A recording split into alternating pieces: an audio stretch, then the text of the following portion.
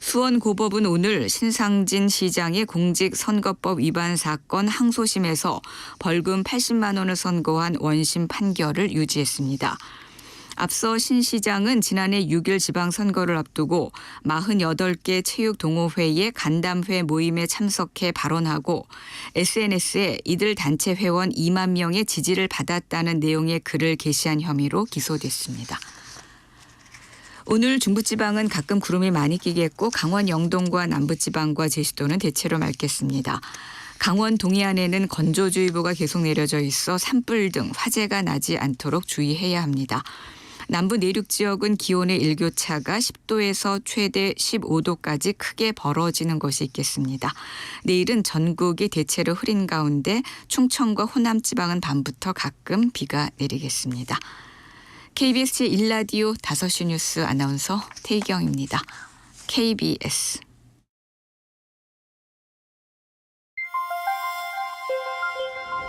대한민국 중심 채널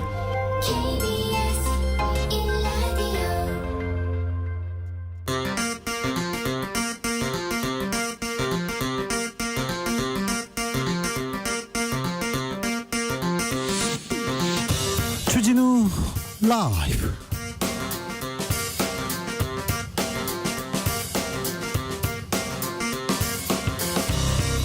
(2023년 10월 25일) 수요일입니다. 안녕하십니까, 주진우입니다.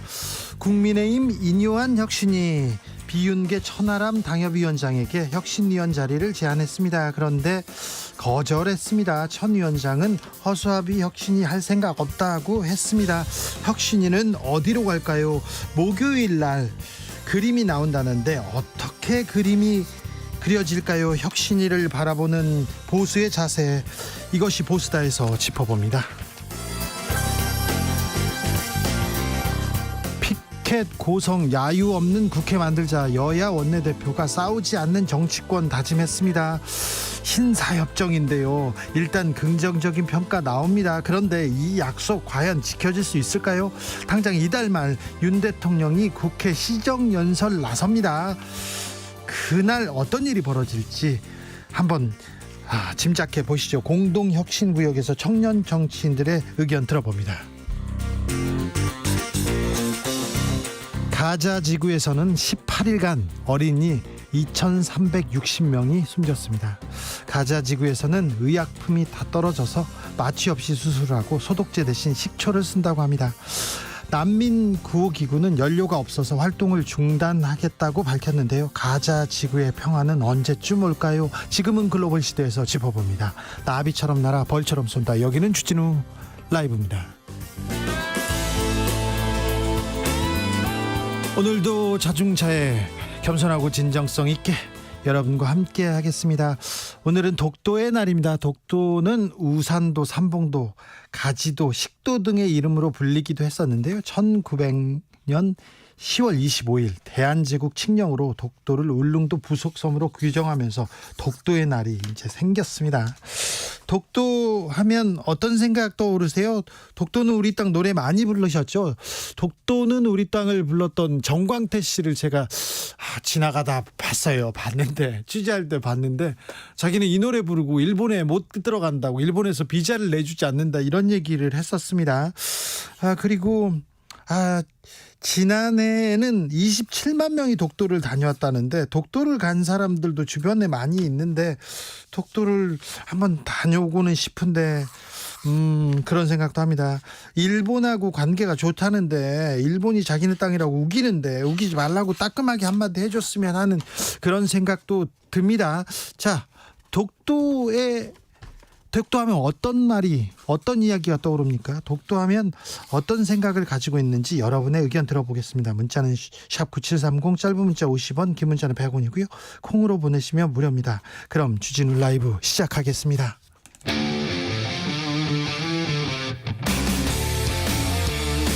탐사보도 외길 인생 20년.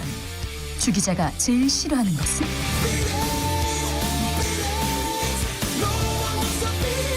이 세상에서 비리와 부리가 사라지는 그날까지, 오늘도 흔들림 없이 주진우 라이브와 함께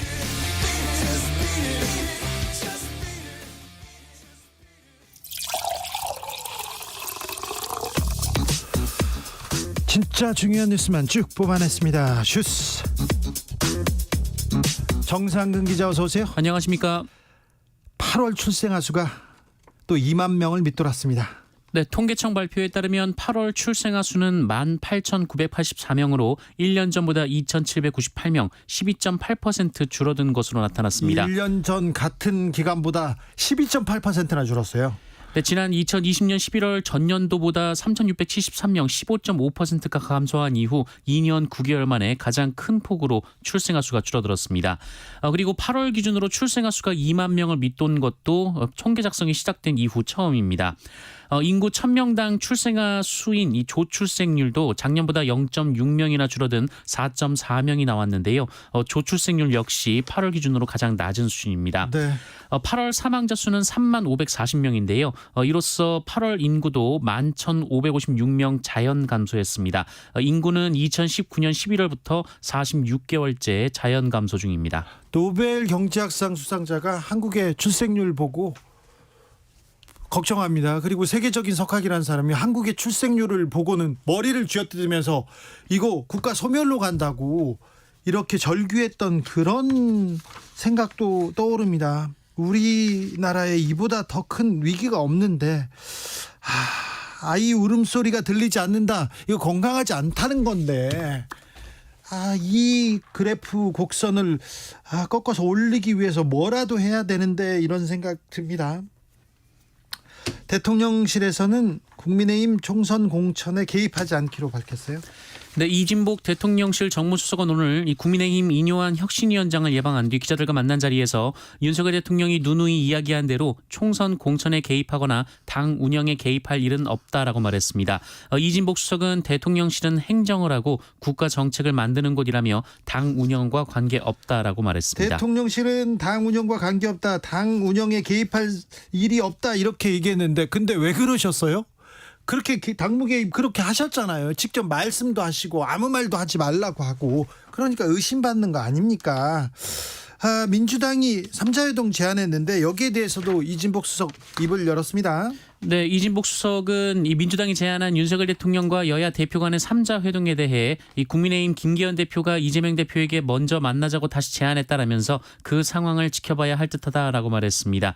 다만 이진복 수석은 여야 원내대표와의 만남에 대해서는 지난 5, 6월께 추진된 바 있다라면서 그 부분은 대통령도 찬성하실 것이라고 말했습니다. 이준석 전 대표와 가까운 비윤계 인사죠. 그 국민의힘 전 부대변인 탈당했네요.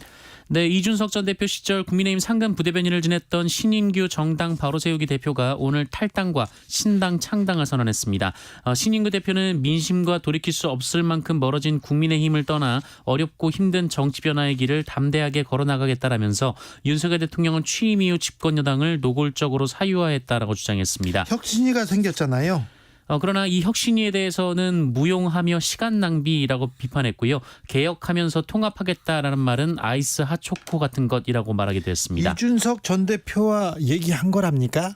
네, 신인규 대표는 탈당을 이준석 전 대표와 상의했느냐라는 질문을 받고 의견을 충분히 있는 그대로 말씀드렸고 이준석 전 대표는 결단을 있는 그대로 받아들여 주시고 존중하겠다는 말씀을 했다라고 전했습니다. 비윤계 의원들이 먼저 나간다고 해야 되나요? 그리고 신당을 꾸릴까요?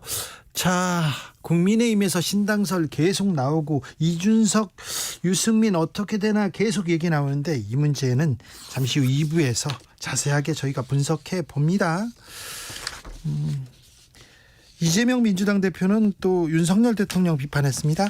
네, 이재명 민주당 대표는 윤석열 대통령과 정부가 이념 전쟁을 멈추고 고물가와 생활고로 고통받는 국민들의 목소리에 좀 더 귀 기울여 주시길 당부드린다라고 말했습니다. 네, 럼피 스킨병 저희가 자세히 좀 분석했는데요. 확산 속도가 굉장히 빠릅니다. 네, 소들이 걸리는 전염병, 이 럼피스킨병이 지난 20일 발견된 이후 불과 닷새 만에 전국 각지의 29개 농가에서 확인됐습니다. 오늘은 최초 발견지인 충남 서산의 한 농장과 인근 홍성의 한 농장에서 확진 판정이 나왔는데요. 강원도도 나왔잖아요. 네, 어제는 이 내륙 최북단인 강원도 양구, 또 인천, 강화, 수원 등 이 서산과 거리가 있는 지역에서도 잇따라 확진 판정이 나왔습니다. 또한 7곳에서 의심 사례가 접수돼서 정밀 검사 중입니다.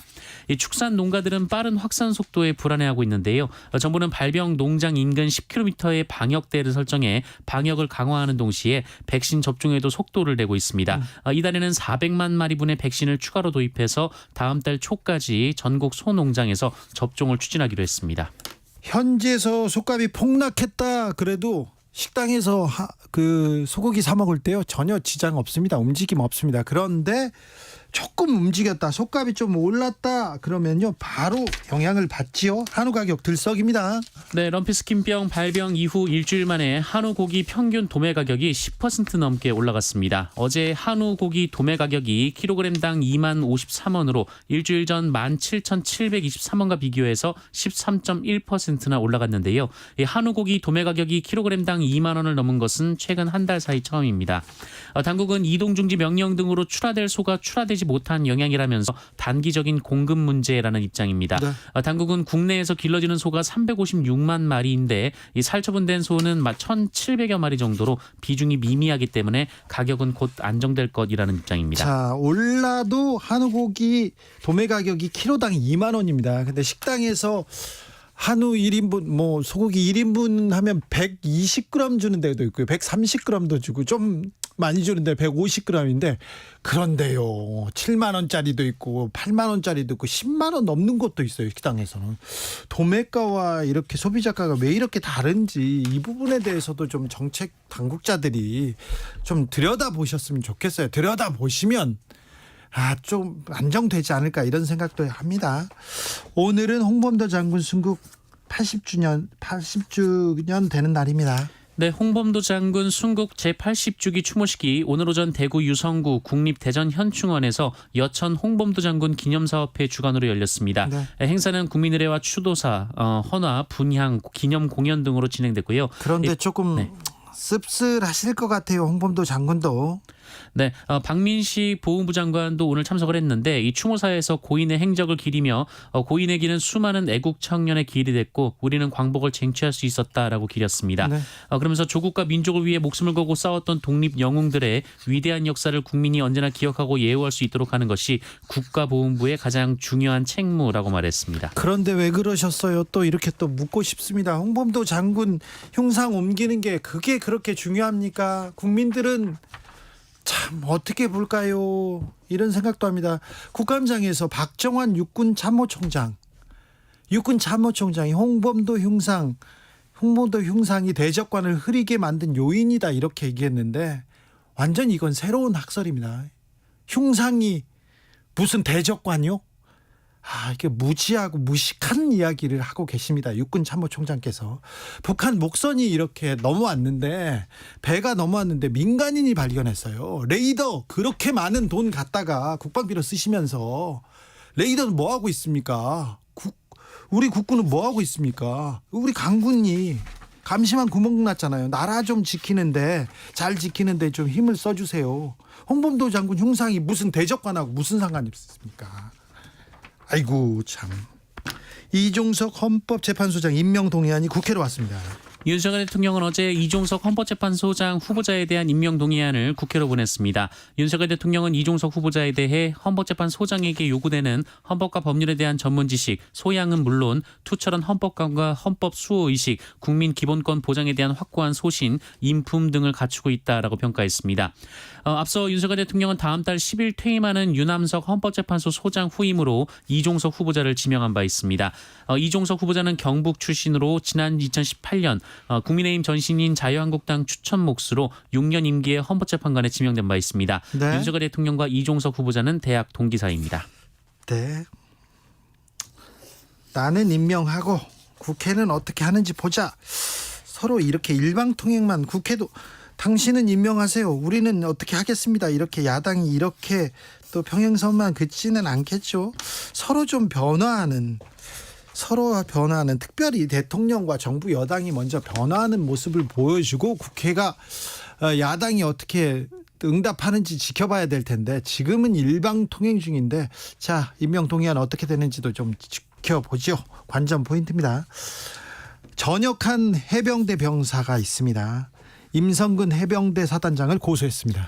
네, 지난 7월 경북 예천 집중호우 실종자 수색 과정에서 순직 장병과 함께 실종자를 수색하던 중 급류에 휩쓸렸다가 가까스로 생존한 전역 장병이 임성근 해병대 1사단장을 고위공직자 범죄수사처에 고소한다고 군 인권센터가 밝혔습니다. 고소한다고 군 인권센터가 말했습니다. 네, 전역 장병은 어제 전역을 했는데요. 입장문을 통해 고인과 본인들이 겪은 일을 책임져야 할 윗사람들은 책임지지 않고 사단장 한 사람을 지키기 위해 현장에서 걱정하던 사람들만 처벌받게 된 과정을 보고 있다라면서 전역을 앞두고 지긋지긋한 시간을 보내며 많이 고민했지만 사고의 당사자로서 사고의 전말을 잘 알고 있는 사람으로서 그냥 지나치기가 어려웠다라고 말했습니다. 네. 이 전역 장병은 본인과 전우들이 겪은 피해와 이 고인의 돌이킬 수 없는 피해에 대해 정당한 책임을 물을 것이라며 사단장과 같은 사람들이 자기 업적을 쌓기 위해 불필요하고 무리한 지시를 했기 때문에 벌어진 일이라고 주장했습니다. 불필요하고 무리한 지시를 했습니다. 그러다가 장병이 희생됐습니다. 왜 잘못됐는지, 뭐가 어디서부터 문제였는지 좀 밝혀야죠. 밝혀서 얘기를 해야 되는데 책임질 사람들은 책임 안 지고 저기 아랫사람들, 밑사람들만 계속 처벌받고 그리고 또 수사한 사람들만 이렇게 징계받고 있으니 정말 천사 같은 장병을 잃었습니다. 그런데 국가가 보여준 태도, 자세 좀 실망스럽습니다. 우리 군 좀 실망스럽습니다. 이 문제부터 좀 해결하고 넘어가야지 않을까 그런 생각해 봅니다. 30대 담임교사가 초등학생을 강제추행한 혐의로 긴급 체포됐습니다. 네, 경기도 고양시에 있는 한 초등학교에서 30대 담임교사가 여학생들을 성추행한 혐의로 긴급 체포가 됐습니다. 해당 교사는 지난 3월부터 학급 담임교사를 맡아오면서 여학생들을 추행한 것으로 전해지고 있습니다. 현재까지 확인된 피해자는 5명 이상이라고 하고요. 경찰에 추가로 신고 접수하는 사례도 있다라고 합니다. 이번 사건은 해당 학교 교감이 피해 여학생들의 진술을 청취한 후 경찰에 신고한 것으로 전해졌고요. 경찰은 구속영장을 검토하고 있습니다. 강남에서 납치 살해 사건이 있었지 않습니까? 그 재판이 있었습니다. 네, 지난 3월 서울 강남에서 여성을 납치해 살해한 이른바 강남 납치 사건의 주범 이경우와 황대한에게 오늘 서울중앙지법은 무기징역을 선고했습니다. 이들은 피해자와 코인 투자 문제로 갈등을 빚자 공범으로부터 사주를 받고 피해자를 납치 살해한 혐의를 받았습니다. 이 공범 연지호는 징역 25년, 이 범행을 사주한 유상원, 황은희는 각각 징역 8년과 6년을 선고받았습니다. 길을 가던 50대 부부에게 염산을 뿌린 사람도 있네요. 네, 오늘 오전 10시쯤 전남 무안군에서 한 남성이 50대 부부에게 염산 성분이 섞인 화학약품을 뿌리고 도주한 사건이 있었습니다.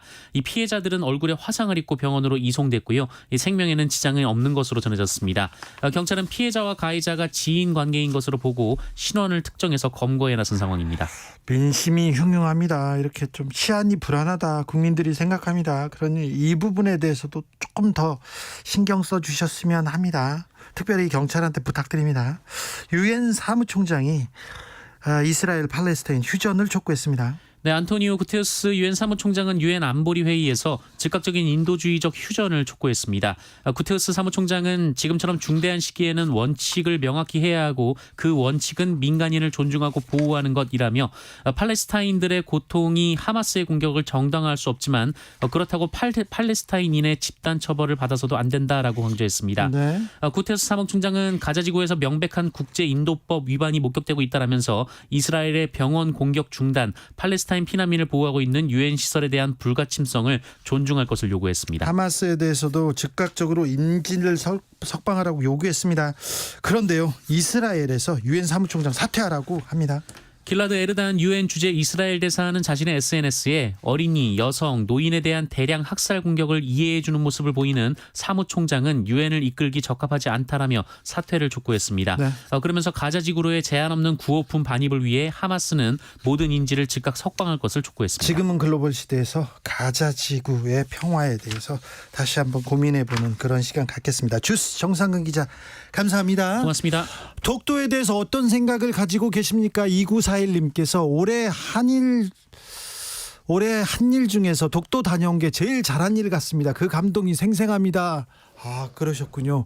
네, 훌륭합니다. 네, 독도에 다녀오셨군요. 이상식님, 옛날에 독도 갈 때 생각납니다. 독도 가신 분이 이렇게 많습니까? 27만 명이 갔다니까 매년 27만 명씩 다니까 많이 가셨네요. 독도 갈 때 오늘은 바람과 파도 때문에 접안이 어려울 것 같다고 해서 모두 낙담하고 있었어요. 그런데 접안 가능하다는 방송 나와서 박수치고 대한민국 만세하고 난리 난 기억이 있습니다.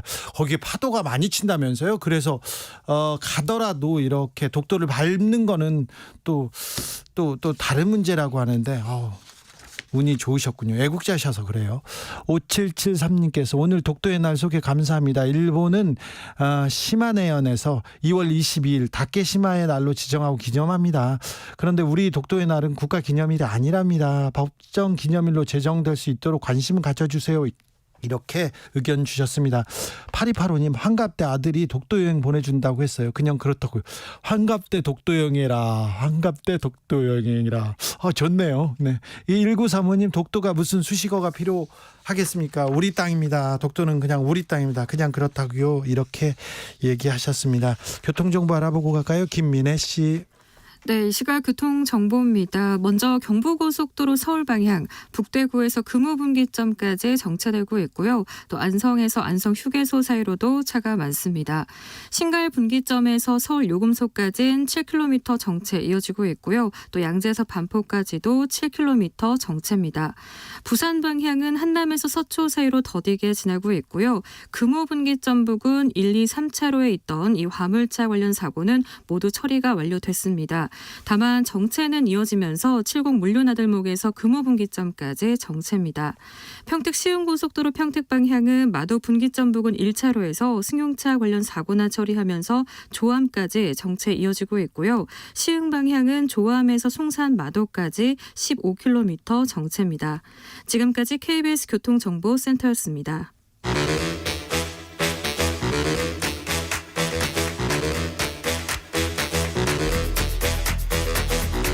이것이 혁신이다. 여야를 내려놓고 관습을 떼버리고 혁신을 외쳐봅시다. 다시 만난 정치 공동 혁신구역. 수요일 주진우 라이브는 정쟁 비무장지대로 변신합니다. 주진우 라이브가 지정했습니다. 여야 혁신위원장 3분 모셨습니다. 여기가 진짜 혁신위원장들입니다. 자, 오늘의 특별 혁신위원장 이긴. 안녕하십니까. 김용태 최고의 1일 땜빵 이기인입니다. 아유, 그런 거 아니에요. 땜빵 방송용인가요? 대타. 이긴 국민의힘 경기도 의원 모셨습니다. 그리고 류호정. 네, 정의당 류호정입니다. 네. 용혜인. 네, 기본소득당 용혜인입니다. 저희는 대타 그런 게 아니라요. 모든 분을 존중합니다. 그럼 저도 기회가 있는 겁니까? 그럼요. 네. 김용태 최고의 입지를 제가 위협합니다. 당연하죠. 자리 비웠는데 후회하고 있어. 지금 벌벌 떨고 있습니다. 없으면 지는 거죠. 열심히 해보겠습니다. 네, 자 가보겠습니다. 용혜인 의원, 홍준표 대구시장 만나셨어요? 네, 이제 제가 행안위 소속이어가지고 네. 대구 지역 감사가 있어서 대구에 좀 다녀왔습니다. 갔더니 네, 이제 제가 무슨 질의를 할지는 대구시 공무원들도 그리고 동료 의원님들도 홍준표 시장님도 다 알고 있는 상황이었는데요. 네. 올해 이제 대구 퀴어문화축제에 집회 신고가 된 것을 홍준표 시장님이 그것을 허용할 수 없다라고 행정 대집행을 하셨어요. 그러니까요. 그러면서 경찰과 대구시 공무원이 충돌하는 좀 사상 초유의 일이 있었습니다. 네. 그래서 저는 좀 이 자리에서 집시법상 합법적으로 신고된 집회에 대해서 지자체장에게 해산할 권한이 없다라는 취지의 질문을 좀 드렸는데요.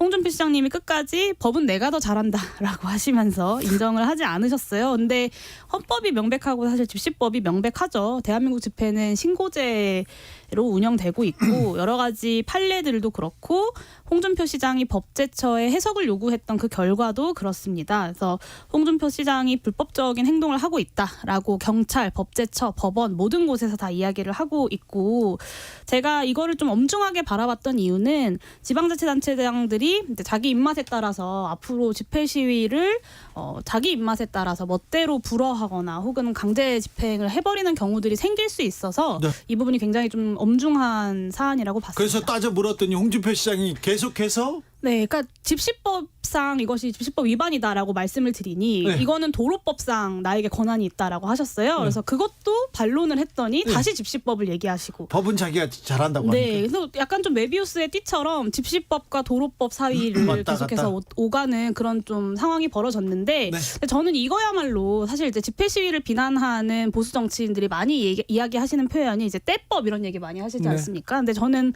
홍준표 시장의 이 강제 집행, 이 시정이야말로 뗄법이 아닌가라는 생각이 좀 들었습니다. 이 부분에 대해서는 류호정 의원 할 말 많습니다. 뭐 저는 기업 문화축제 참석을 하고 있으니까요. 네.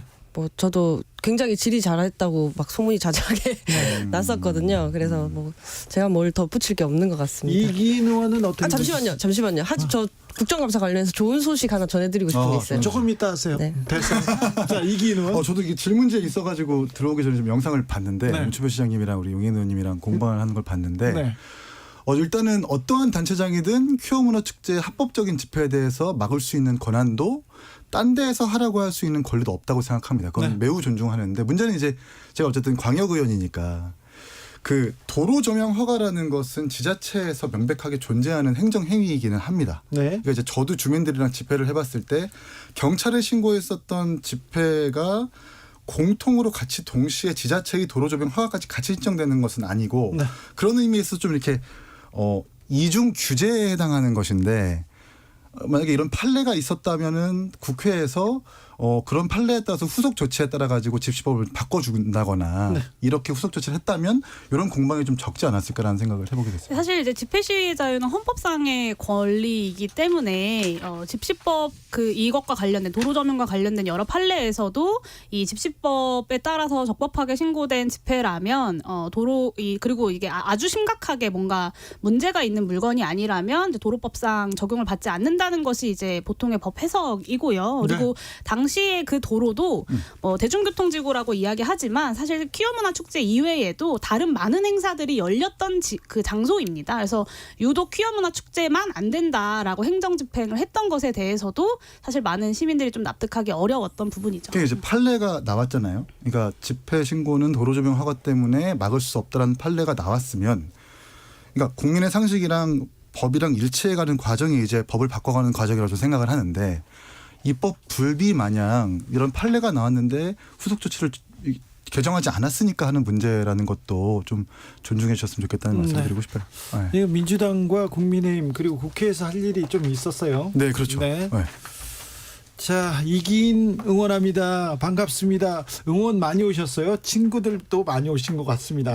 자, 지켜볼게요. 자, 류호정 국감 할 말 있어요? 좋은 일이라고요? 네, 주진우 기자님도 기억을 하실 텐데 저희 1년차 국감 때 네. 그 삼성전자의 중소기업 기술 그렇지. 탈취건 제가 다뤘었잖아요. 그렇죠. 그래서 그 과정에서 이제 뭐 대관 업무 하시던 분이 네. 삼성전자 분이 기자 출입 중으로 왔다 갔다 출입하시다가 걸리기도 하고 그때 뭐 이런저런 제도 개선 있었지만 사실 기술 탈취 당했던 그 중소기업 분들은 계속 이렇게 재판을 해야만 했는데 네. 이번에 3년 만에 삼성 상대로 한 디자인권 침해 특허 심판원 승소 그래요? 하셨습니다. 드디어 1년 차에 한 게 마지막 국정감사 기간에 또 이렇게 그래요? 매듭이 지어졌습니다. 삼성 관련된 소송에서 승리로 이끈다. 이거 굉장히 우리나라에서는 쉽지 않은데. 네, 쉽지 않은 일인데 네. 아무튼 고생 많이 하셨다는 얘기를 드리겠습니다. 강서구청장 선거 이후에 정의당에서는 여러 말이 좀 나옵니까? 이정미 대표에 대한 얘기도 좀 나와요. 그렇죠. 지금 이제 저 같은 경우 제가 이제 세 번째 권력이라는 곳에 속해 있는데 네. 제3지대 신당 창당이 지금 정의당이 할 수 있는 최선의 방향이다. 이정미 대표님 당선될 때부터 제가 그 얘기를 했었거든요. 근데 이제 이정미 지도부 같은 경우에 당선되고 나서 한번 그리고 재창당 방침을 통과시키던 전국위에서 또 한번 해법 마련하겠다라고 했는데 그 약속과 달리 이제 다른 일들에 더 몰두하는 거죠. 뭐 노동자 당원 정치 한마당 뭐 이런 것들 중요한 거에 아닌 건 아니지만 그런 걸 핑계로 좀 재창당 토론을 좀 막아왔거든요. 근데 이제 11월 당대회가 마지막 기회이기 때문에 네. 최선을 다해서 저는 좀 노선을 전환하는 노력을 해야 된다라고 생각합니다. 정의당의 위기라고 볼 수 있습니다. 이게 뭐라고 해야 되나, 비판의 목소리마저 나오지 않는 무관심, 굉장히 처절한 쇄신이 나와야 될 텐데 혁신이 필요할 때입니다. 정의당에게도. 국민의힘 혁신위가 지금 바쁘게 돌아가고 있습니다. 이뇨한 혁신위원장 내일 오후쯤에 혁신이 꾸렸다 이렇게 그 내용 발표하겠다 얘기하는데 어찌 보고 계십니까? 이기인?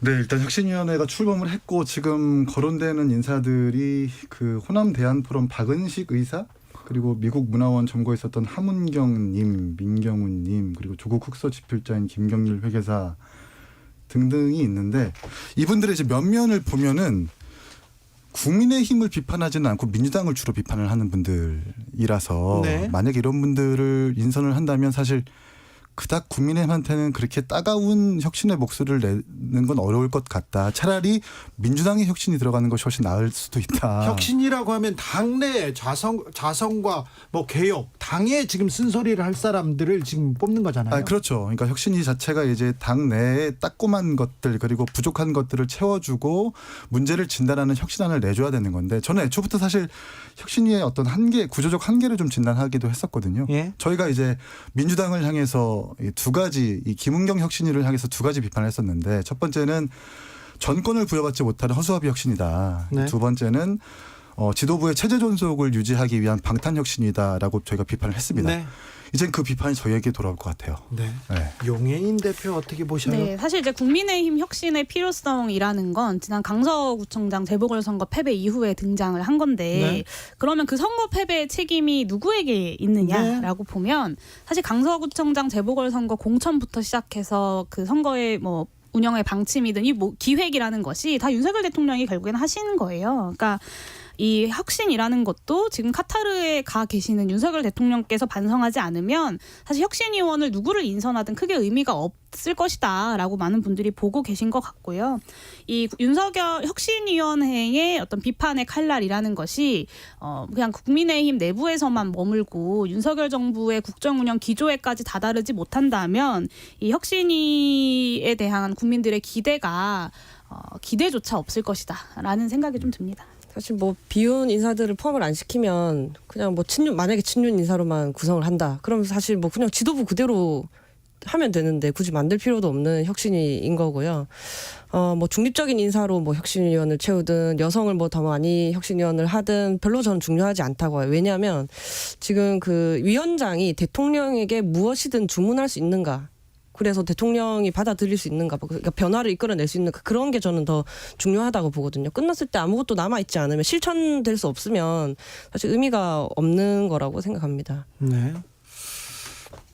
잘 될까요? 계속 얘기하는데 천하람 순천 당협위원장은 허수아비 혁신위원 할 생각 없다 이렇게 혁신위원 제안 거절했더라고요. 어떻게 들으셨어요? 어제 저녁에 이제 제안을 받았다는 걸 저희끼리 좀 알게 됐고. 네. 근데 이미 천하람 위원장은 최재형 혁신위 때 혁신위원이었었어요. 예. 그때 당시 이제 본인이 하고 싶어하는 혁신안들이나 의견들을 전부 다 냈단 말입니다. 근데 조수진 최고와 국민의힘 지도부가 뭐라고 했냐면 그때 당시 지방선거를 우리가 이겼음에도 불구하고 민주당보다 먼저 혁신을 하자고 해가지고 혁신을 출범시킨 건데. 그렇죠. 지도부에서는 이거를 당권 장악의 수단 정도로만 치부를 했단 말입니다. 네, 근데 다시 이제 와서 혁신을 띄워가지고 당을 바꿔보겠다라고 하는 모순을 어떤 국민들이 납득시킬 수 있는가. 이제 그래서 천하람 위원장이 생각했을 때는 이 혁신이 들어가가지고 들러리를 설 필요는 없을 것이다라는 판단이 있었겠죠. 그렇기 때문에 아마 거절을 했을 것이고 저 또한 이 부분에 대해서 공감을 하는 바입니다. 네. 네. 이뇨한 위원장이 그래도 좀 뭘 바꾸지 않을까, 바꿀 수 있지 않을까 이런 기대가 당내에는 어떻습니까? 그러니까 이제 그 인요한 위원장님의 개인적인 성품에 대해서는 의심할 여지가 없다고 생각을 해요. 다만 이제 과거의 논란 발언들이 조금씩 나오는데 네. 의심은 하지 않지만 이제 인요한 위원장님이 이걸 건드려주면 좀 의미가 있겠죠. 건전한 긴장관계, 당정관계.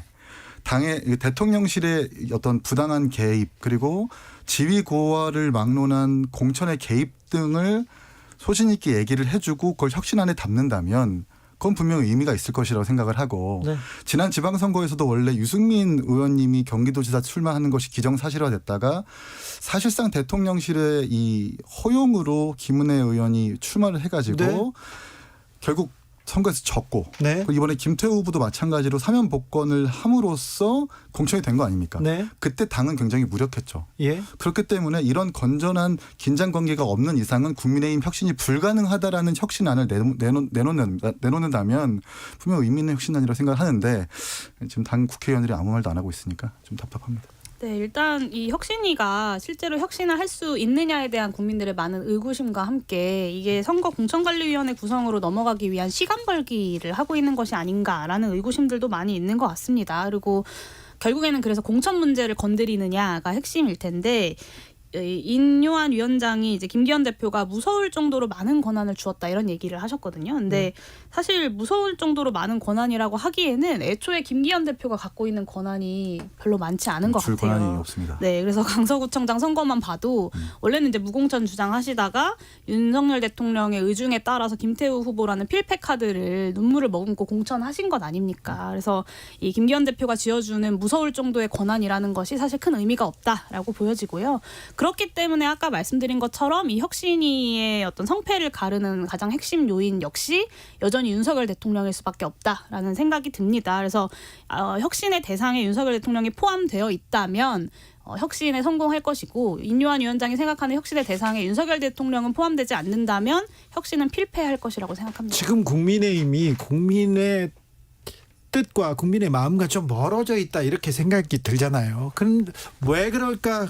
너무 좀 일방통행, 대통령실, 윤석열 대통령의 일방통행, 그리고 자기 사람만 쓰는 것 같고 검사들만 중용하는 것 같고 MB 사람만 중용하는 것 같고 그다음에 정책도 일방적으로 몰아붙이는 것 같고 그러니까 혁신이라는 게 뭐 다른 게 할 것 없이 국민의 눈높이에서 그 인사 잘못한 것 같다, 대통령실 넘어가는 것 같다, 국민의 뜻과 달리 뭐 흉상 이전이나 하고 있다 이런 얘기를 계속 해주시면 이게 어렵지도 않을 것 같은데 참 할 수 있는 게 많을 것 같은데 그런 생각도 들어요. 사실 그런 일들을 조금씩만 잘했다면 지금까지 오지는 않았을 거라고 생각을 하는데요. 네. 근데 뭐 예를 들어서 공천 룰을 뭐 건드린다라고 했을 때 시민들께서 최종적으로 그러면 이 결과로 인해서 말씀하신 것처럼 뭐 친윤계 일색이 아니게 뭐 구성이 되겠구나, 뭐 검사 일색이 아니게 되겠구나, 그리고 그것을 또 그 과정에서 받아들이는 어떤 당정의 자세, 소통을 하려고 하는구나, 뭐 이런 것들이 보여야 되는데 과연 그런 것이 가능할까? 그건 사실 뭐 차차 봐야 될 부분인 것 같기도 하고요. 네. 그리고 앞에 계셔서 또 말씀하시는 것도 듣고 문득 드는 생각인데 이기인 의원님을 혁신위원으로 저는 추천합니다. 아니 당을 잘 알고 애정하고 윤석열 대통령에게는 반대할 수 있는 분이기 때문에. 이기인 의원한테 혁신위원 자리가 온다면 혁신위의 전권이 주어진다면 어렵지 않을 것 같아요. 심플하잖아요. 오지 않습니다. 오지 않습니까? 그러니까 그런 가정은 필요가 없다. 네. 예. 그래요? 그렇습니다. 열려 있지 않나요? 절대 오지 않을 것이고 네. 제가 이제 그 다른 방송이긴 하지만 무한도전이라는 프로그램에서 그 유재석 씨가 얘기했던 3차 위기론이라는 게 있는데 위기를 모르는 게 가장 위기. 위기를 알면서도 아무것도 하지 않는 게 더 위기. 네. 위기를 알면서도 아무것도 하지 않으면서 자기만 살려고 하는 게 가장 큰 위기. 이런 네. 얘기가 있는데 지금 국민의힘이 그 3차 위기론을 그대로 적용하고 있는 게 아니에요. 여당에서는 혁신위를 출범시켰습니다. 그런데 이준석계라고 볼 수 있습니다. 신인규 변호사가 탈당했습니다. 자, 이 부분은 어떻게 보십니까? 이제 뭐 독자 플레이인데요. 독자 플레이입니다. 네, 아주 오래전부터 사실 탈당을 하고 싶어 했고 이준석 대표가 이제 부당하게 뭐 사자성어로 징계받고 또 뭐 대선과 지선을 승리로 이끌었음에도 불구하고 부당하게 쫓아내는 그 과정을 보면서 저희한테 계속해서 이거 너무 맞지 않다. 당도 그렇고 대통령의 어떤 국정 운영 스타일도 너무 일방적이다라는 표현을 많이 했었습니다. 네. 그럼에도 불구하고 저희는 탈당을 계속 만류했었죠.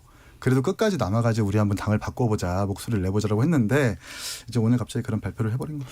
그런데 그러면 신인규 변호사 같은 신인규 전 부대변인 같은 생각을 하는 사람들이 좀 있지요, 국민의힘 내부에. 좀이 있는 게 아니라 많죠. 많습니까? 그렇습니다. 그러면 이준석 신당, 유승민 신당 여기에 힘이 좀 쏠리는 게 사실 아닙니까? 그러니까 어저께 그 여론조사 심의위원회 홈페이지에서 확인할 수 있는 그 뭐 이준석 신당 17%, 네. 유승민 신당 14% 그 결과가 나왔잖아요. 네. 그걸 가지고 뭐 조정훈 의원은 내 이름을 넣어도 그 정도는 나온다는 둥. 네.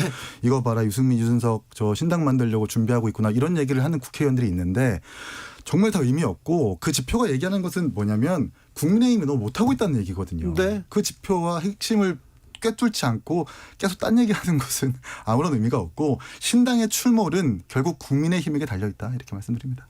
영예인 대표? 네, 사실 그 소선거구제 하에서 뭐 이렇게 이준석 신당이라는 것이 지역구에서 뭐 다수 의석을 차지하고 하는 게 쉽지는 않을 수 있겠고 국민의힘의 지금 현재 당권파라고 불리는 사람들은 사실 그런 걸 기대하고 있는 게 아닌가 싶지만 뭐 최소한 국민의힘 후보들을 다수 탈락시키는 데는 이준석 신당이라는 것이 파괴력이 있지 않을까라는 예상을 좀 많이들 하시는 것 같아요. 근데 국민의힘만 그것을 모르고 있는 것이 아닌가라는 생각이 좀 들었고요. 그리고 신인규 변호사 같은 경우는 저도 방송에서 몇 차례 만나봤고 네. 뭐 저랑 정치적 지향은 다르지만 어쨌든 상식적인 얘기를 하시고 네, 그리고 이제 본인이 옳다고 생각하는 정치를 어쨌든 소신 있게 하려는 모습은 저는 높게 평가할 만하다고 생각합니다. 근데 그것이 본인이 원래 속했던 정당에서 가능했다면 더 좋았겠으나 윤석열 대통령이 아주 강하게 이제 장악에 성공한 국민의힘에선 그것이 불가능하다라는 판단을 한 것이겠죠.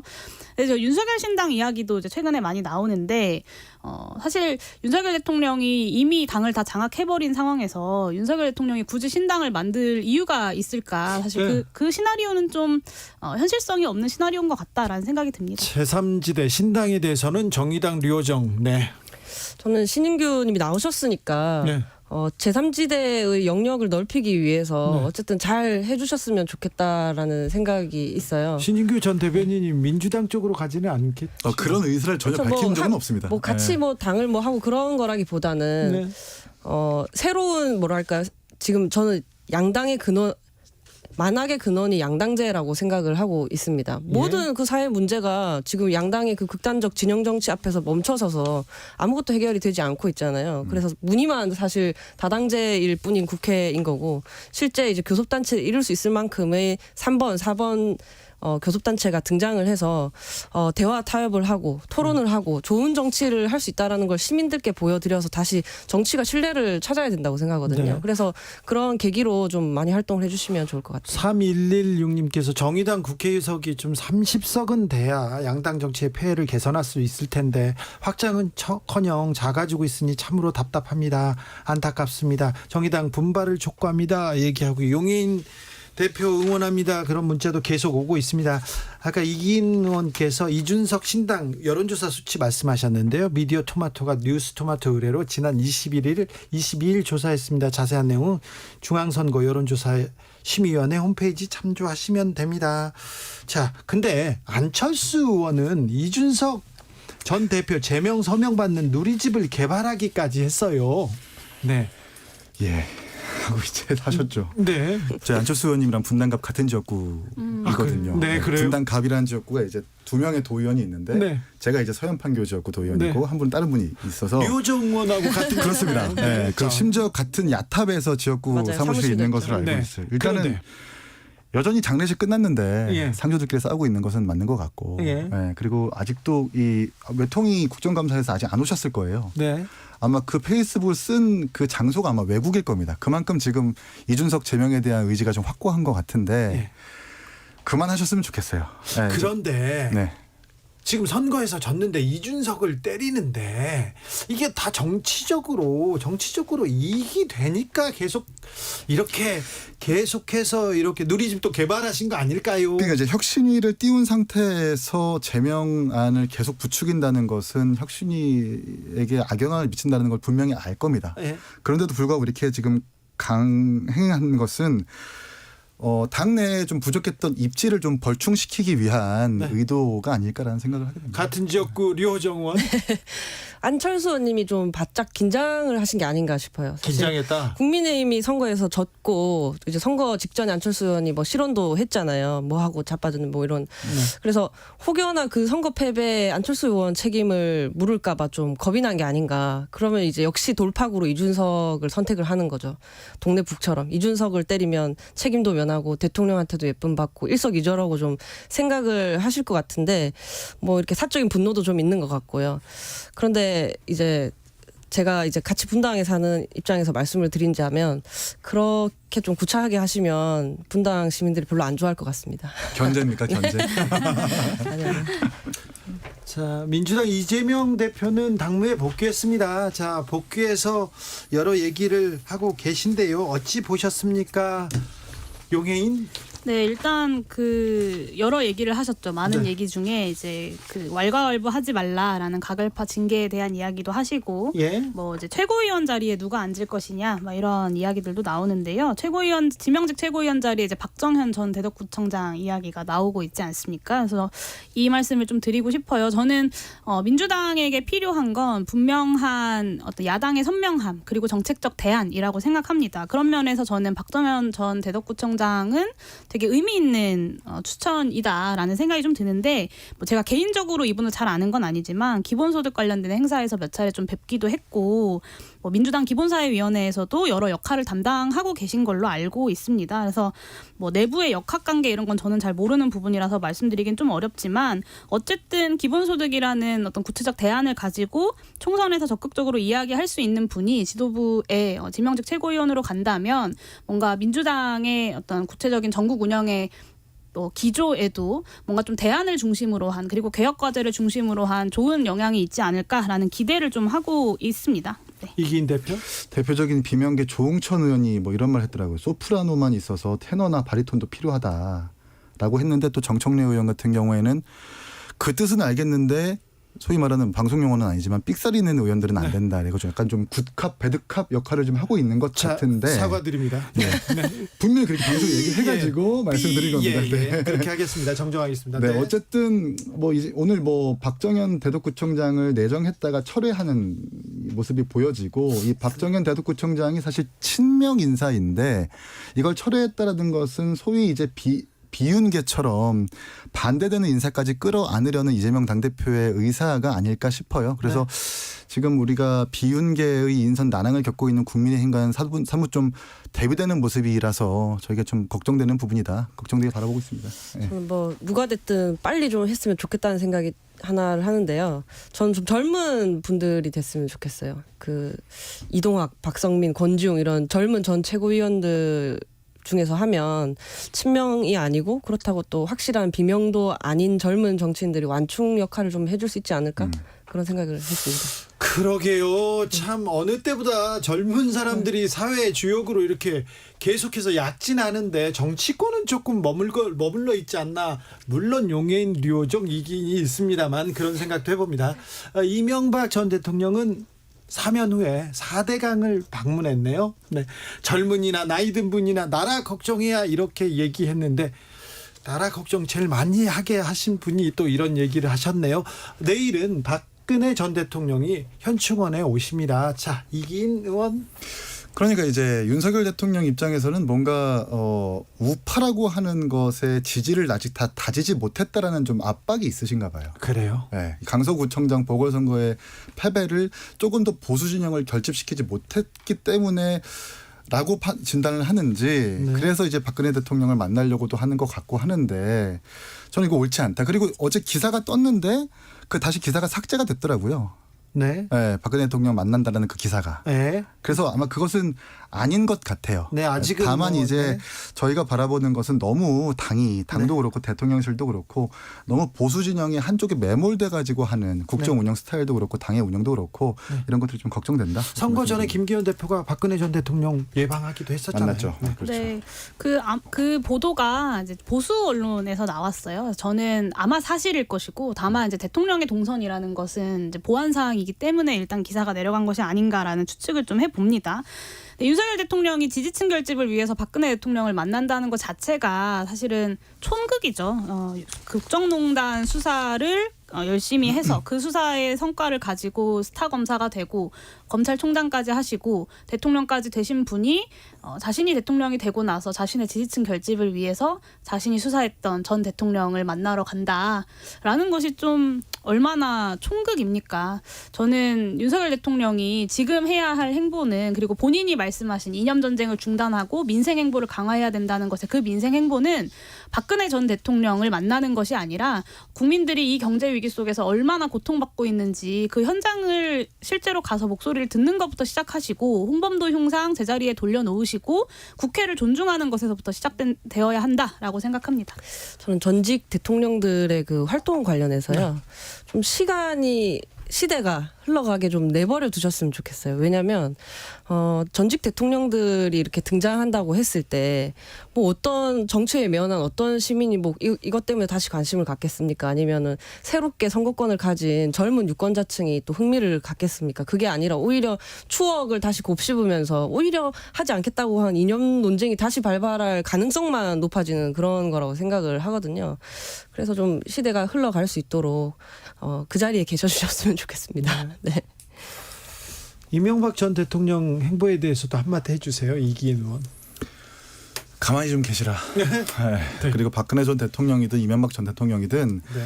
지금 국민들에게 국민의힘이 지지를 받지 못하는 이유는 전직 대통령이든 너무 한쪽의 이념으로 치우쳐지는 모습 때문에 그런 것도 있고 네. 대통령이 그것을 막지 못하고 부추기는 모습들 때문이라고 저는 진단을 하는데 전직 대통령이든 현직 대통령이든 용해인 대표님 말씀처럼 민생에 집중하시라 이렇게 말씀드립니다. 이태원 참사 1년 다가오고 있습니다. 그런데 아직도 책임지는 사람이 없고요. 진상규명과 특별법은 거리가 먼 것 같습니다. 네, 사실 이제 일주기가 앞에 다가오고 있는데 말씀하신 대로 유가족들은 아직도 변한 것이 없다라고 이야기하십니다. 심지어는 최근에는 참사 이전에 작성됐던 그 이태원 헬로윈 인파 보고서를 참사 이후에 삭제하라고 지시해서 조사를 받았던 그 용산서 정보과장이 예. 그 삭제 지시를 내리기 전날 김광호 서울경찰청장이랑 15분을 통화했다는 사실이 새롭게 밝혀졌어요. 네. 근데 심지어 정보과장 그 통화 기록만 삭제하기도 했다고 합니다. 근데 수사 과정에서 이런 정황들이 밝혀졌음에도 불구하고 김광호 서울청장은 아직 기소도 되지 않은 상태죠. 네. 명백히 부실 수사의 정황이고 이태원 참사 진상규명 특별법을 통한 진상규명이 반드시 필요하다는 반증이라고 생각합니다. 경찰에서 경찰 수뇌부를 어떻게 수사해요? 제대로 할 수 있을까요? 이태원 참사 1년 됐는데 감사원에서 자료 소집 착수하기로 했습니다. 1년이 지났는데 이제 감사원에서 첫발 떼는 것도 좀 안타까워요. 여러 가지 답답한 점들이 많잖아요. 전 네. 당장 일주기에 대통령이 오셔서 이 답답함에 좀 물꼬를 트셔야 한다고 생각합니다. 소통을 하셔야 하는 거고요. 어쨌든 대한민국 수도 서울 한복판에서 159명이 죽음에 이른 일이잖아요. 네.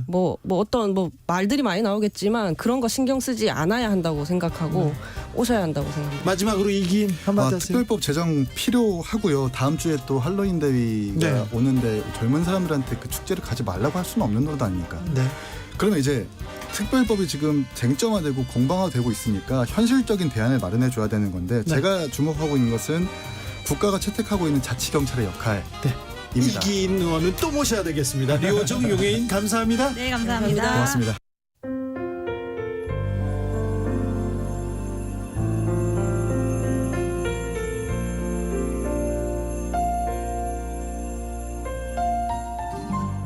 KBS 라디오 연중기획 희망충전 대한민국 557번째 이야기.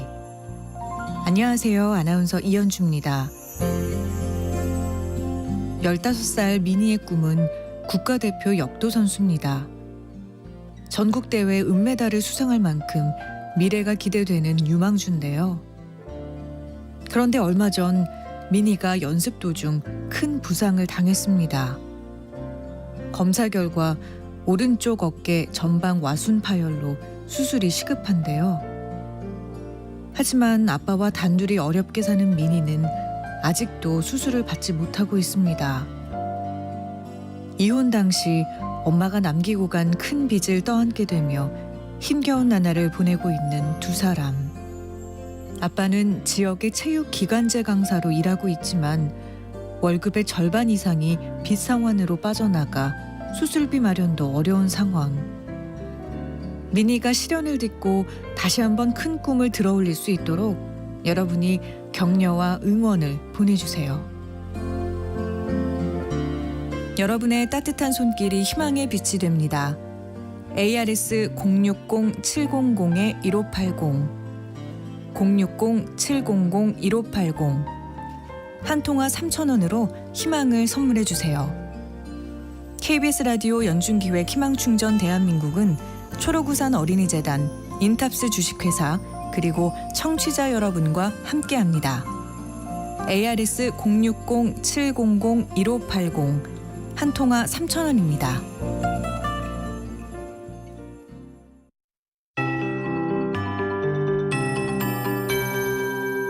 KBS 58분 날씨. 모레까지 기온은 평년보다 평년보다 좀 높겠습니다. 오늘도 대부분 평년보다 3, 4도 높은 낮 기온까지 올랐고요. 서울은 21.9도로 어제보다 기온이 높고 평년보다 거의 4도 가까이 높은 기온을 보였습니다. 내일 아침 기온 서울이 15도로 두 자릿수고요. 오늘보다도 좀 높겠습니다.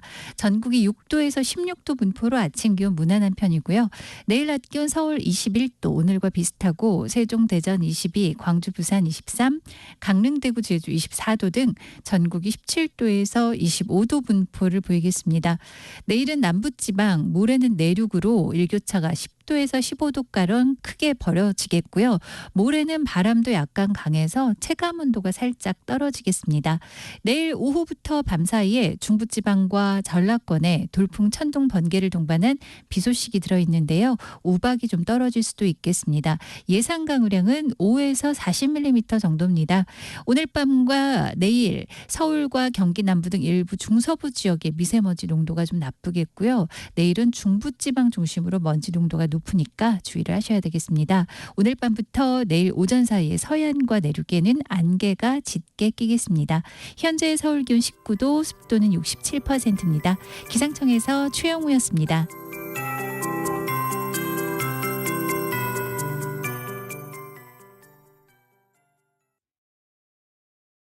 정성을 다하는 국민의 방송 KBS가 6시를 알려드립니다. AM 711kHz, FM 97.3MHz, KBS 1라디오입니다. HLKA.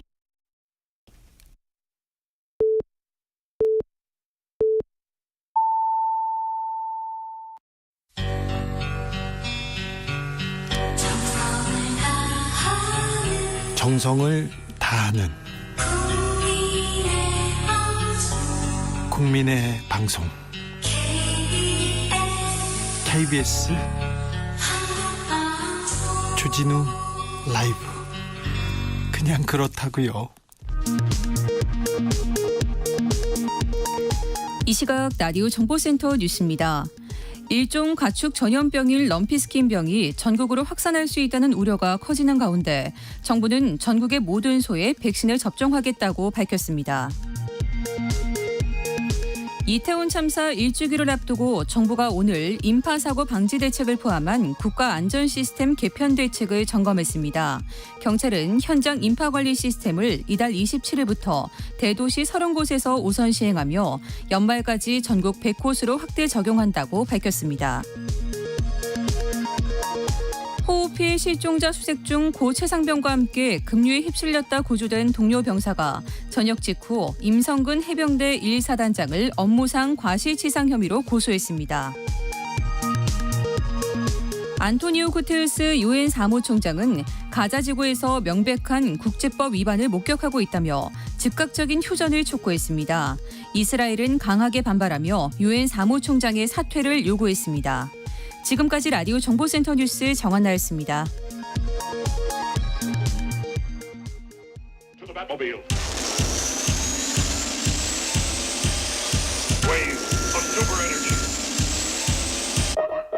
주기자의 1분. 폭격에 부상당한 아이들이 병원 바닥에 피를 흘리고 쓰러져 있습니다. 돌보는 사람이 없어요. 의료진도 보이지 않습니다. 피투성이 아이의 눈은 이미 초점이 흐려져 있습니다. 지옥이 있다면 이런 모습이 아닐까 생각해 봅니다. 가자 지구에 대한 이스라엘의 무차별 공습으로 현지 시간 24일 밤 팔레스타인 사람 700여 명이 숨진 것으로 집계됐습니다. 하루 동안 사망자만 704명입니다. 24일 가자지구 보건부는 팔레스타인 측 누적 사망자가 5,791명, 이 가운데 어린이는 2,360명이 넘었습니다. 5,364명이 부상당했다고 합니다. 매일 400명 이상의 어린이가 죽거나 다치는 일이 가자에서는 벌어지고 있습니다. 가자지구 병원 중환자실에는 100명이 넘는 신생아들이 있는데요. 일부는 인큐베이터에서 인공호흡기에 의존하고 있습니다. 그런데 전기 공급이 원활하지 않아서 생사의 기로에 놓여 있다고 합니다. 이스라엘에도 비극은 계속됩니다. 어린이 30명 이상이 사망했고 수십 명이 하마스의 인질로 잡혀 있다고 유니세프는 발표했습니다. 전쟁이지만 민간인은 보호돼야 합니다. 특히 어린이는 엄중하게 보호돼야 합니다. 어린이들은 전쟁이나 테러와는 전혀 관계가 없습니다. 아무런 책임을 질 필요도 없고요. 그냥 뛰어놀아야 되는데 이렇게 신음하고 있습니다.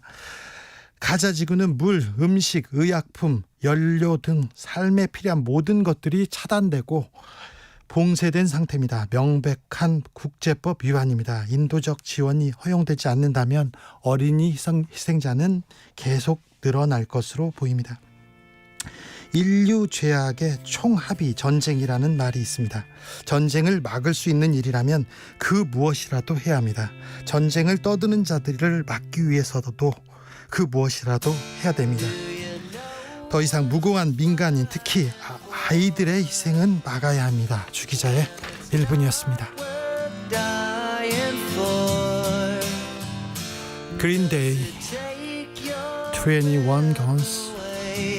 And you feel yourself suffocating. Does the pain weigh out the pride? And you look for a place to hide. Did someone break your heart inside? You're in ruins.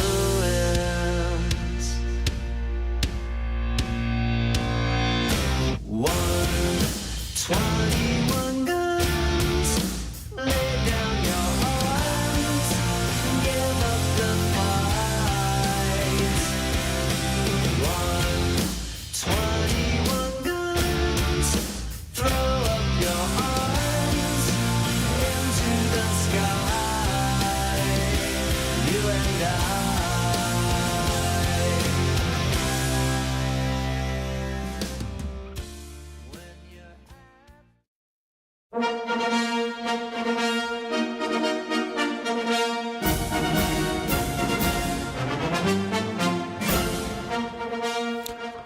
진짜 보수들의 진짜 나라 걱정, 이것이 보수다. 김영우 전 의원 그리고 김용남 전 의원 모셨습니다. 어서 오십시오. 네, 안녕하세요. 반갑습니다. 네, 김용남입니다. 김용남 의원님 오랜만에 뵙는데 예. 엄청 열심히 수원에서 누비고 있다는 첩보가 있습니다. 정보가 있습니다. 거기서 뭐 아침부터 네. 밤까지 뭐 계속 지역 주민들 찾아뵙고 인사드리고 네. 그러고 있습니다. 예전보다 더 열심히 한다면서요? 3번 떨어져 보세요. 네. 열심히 하게 돼 있어요. 그럼 지금 상황이 안 좋구나. 그거 뭐 다 하시면서 물어요. 지금 상황이 좋을 수가 없죠. 지금. 김영우 전 의원은 동대문에서 뭐 꿈을 펼친다는데 거기에서 사람들 만나보니까 어떻습니까? 그게 예전에 제가 이제 중고등학교 때 청운의 꿈을 안고 열심히 공부했던 데거든요. 네, 데모도 많이 하셨어요?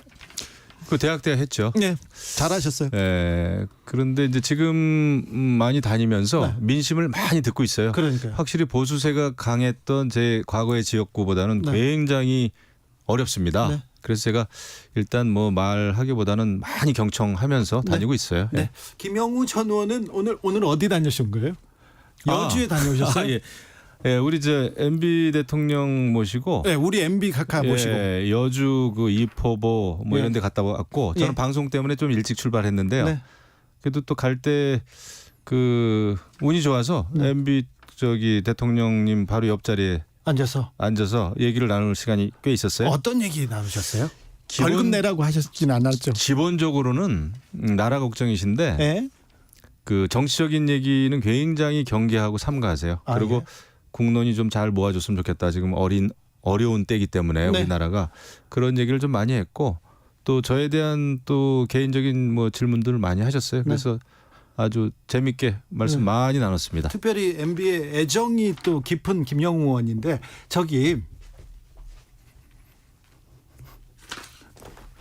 건강하시더라고요. 예. 아무래도 이제 그 감옥에 계실 때는 운동 부족에 그다음에 이제 그 체온 조절 이런 게 어렵잖아요. 아니요, 제가 그건 전문가잖아요. 그 이명박 전 대통령 감옥에 계실 때도 건강하셨어요. 아니, 내가 병원에도 몇 번 면회했었어요. 저는 면회는 못하죠. 그러니까 나는 직접 면회를 내가 했잖아요. 그때 안 좋았다고요? 안 좋았죠.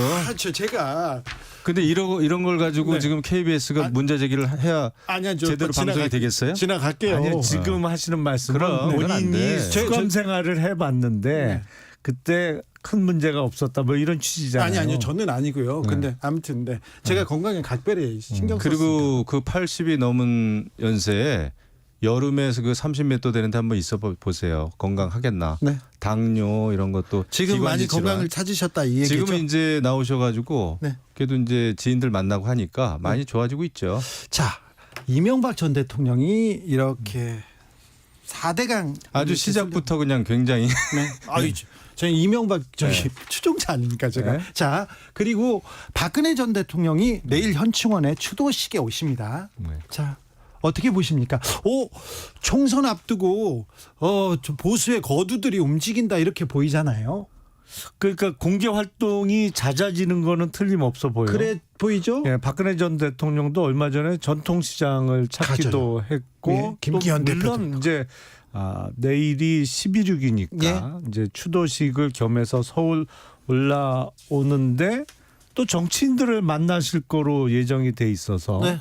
확실히 그거는 어떤 정치적인 행보로 해석할 수밖에 없겠죠. 이게 정치적 행보죠. 김영우 의원하고 이명박 대통령 이렇게 걸어가고 다 정치적으로 보이죠.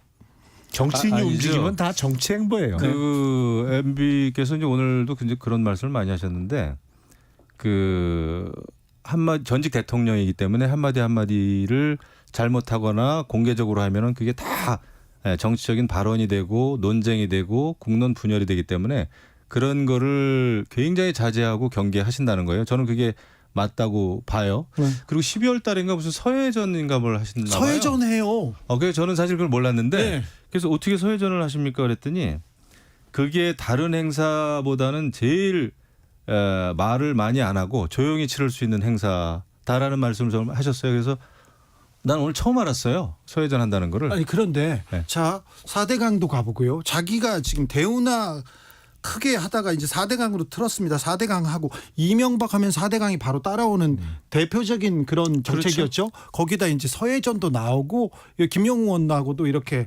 손잡고 옆에 앉고 자. 아이고 그 책방 열고 책 소개하고 이래가지고 국론 분열시키는 것보다는 훨씬 낫습니다. 무슨 말씀이세요? 그리고 지난번에도 청계천에 한번 다녀오셨잖아요. 다녀왔죠. 그런 거는 충분히 할 수 있는 문제예요. 그러면 어딜 가겠습니까? 아니 그러니까 정치적 행보는 맞잖아요. 정치 행보죠. 네, 정치인들이 뭐 같이 다니니까 네. 하지만은 다니면서 어떤 그 정치적인 발언을 삼가하잖아요. 그 굉장히 그 중요한 거죠. 그리고 무슨 총선 얘기에 총자만 나와도 아예 그 발언을 자제시켜요. 사실 그 지인들 사이에서도 그렇습니다. 그 정도로 조심을 합니다. 자, 알겠습니다. 됐습니까? 그 정도 할까요? 네. 요건 여기까지만. 그렇게. 네. 저는 이명박 전 대통령 얘기만 나오면요. 아주 신이 나가지고 그냥 신이 나기는요. 제가 계속해서 취재를 열심히 해서. 자, 국민의힘은 혁신위를 띄웠습니다. 자, 인요한 혁신이 잘 가고 있습니까? 잘 될까요? 아니 그런데 지금 목요일까지 이르면 혁신위원회를 완성해서 발표하겠다고 했잖아요. 네. 그래서 지금 혁신위원들을 섭외하는 과정으로 보이는데 네. 이 천하람 위원장의 발언은 전 천하람 위원장 참 긍정적으로 보고 좋아하는 청년 정치인으로 생각을 했는데 허수아비 혁신위원으로 활동할 수 없다 이런 발언했어요. 천하람 위원장의 이번 발언은 대단히 실망스럽습니다. 왜냐하면 혁신위원 제안을 거절한 건 충분히 이해할 수 있어요. 네. 뭐 예를 들어서 지금 혁신위 정도로 반창고를 붙일 상황이 아니다. 네. 뭐 당대표가 바뀌어야만 국민들께 진정성이 인정받을 수 있어서 같은 당대표 산하의 혁신위원회에는 난 참여하지 않겠다. 뭐 거절하는 거는 충분히 이해할 수 있어요. 근데 지금 인요한 위원장이 3일 안에 혁신위원회를 꾸리겠다고 하고 한참 섭외를 하는 와중에 하루도 안 가서 나 섭외 들어오라고 왔는데 나는 허수아비 혁신위원 하기 싫어서 안 들어간다고 거절했다라는 말을 방송에서 바로 하루도 안 돼서 공개적으로 하는 거는 그러면 지금 혁신위원을 수락할지도 모르는 사람들 입장에서는 아니 그분들은 천하람 위원장만 못해서 그 자리를 수락하는 거예요.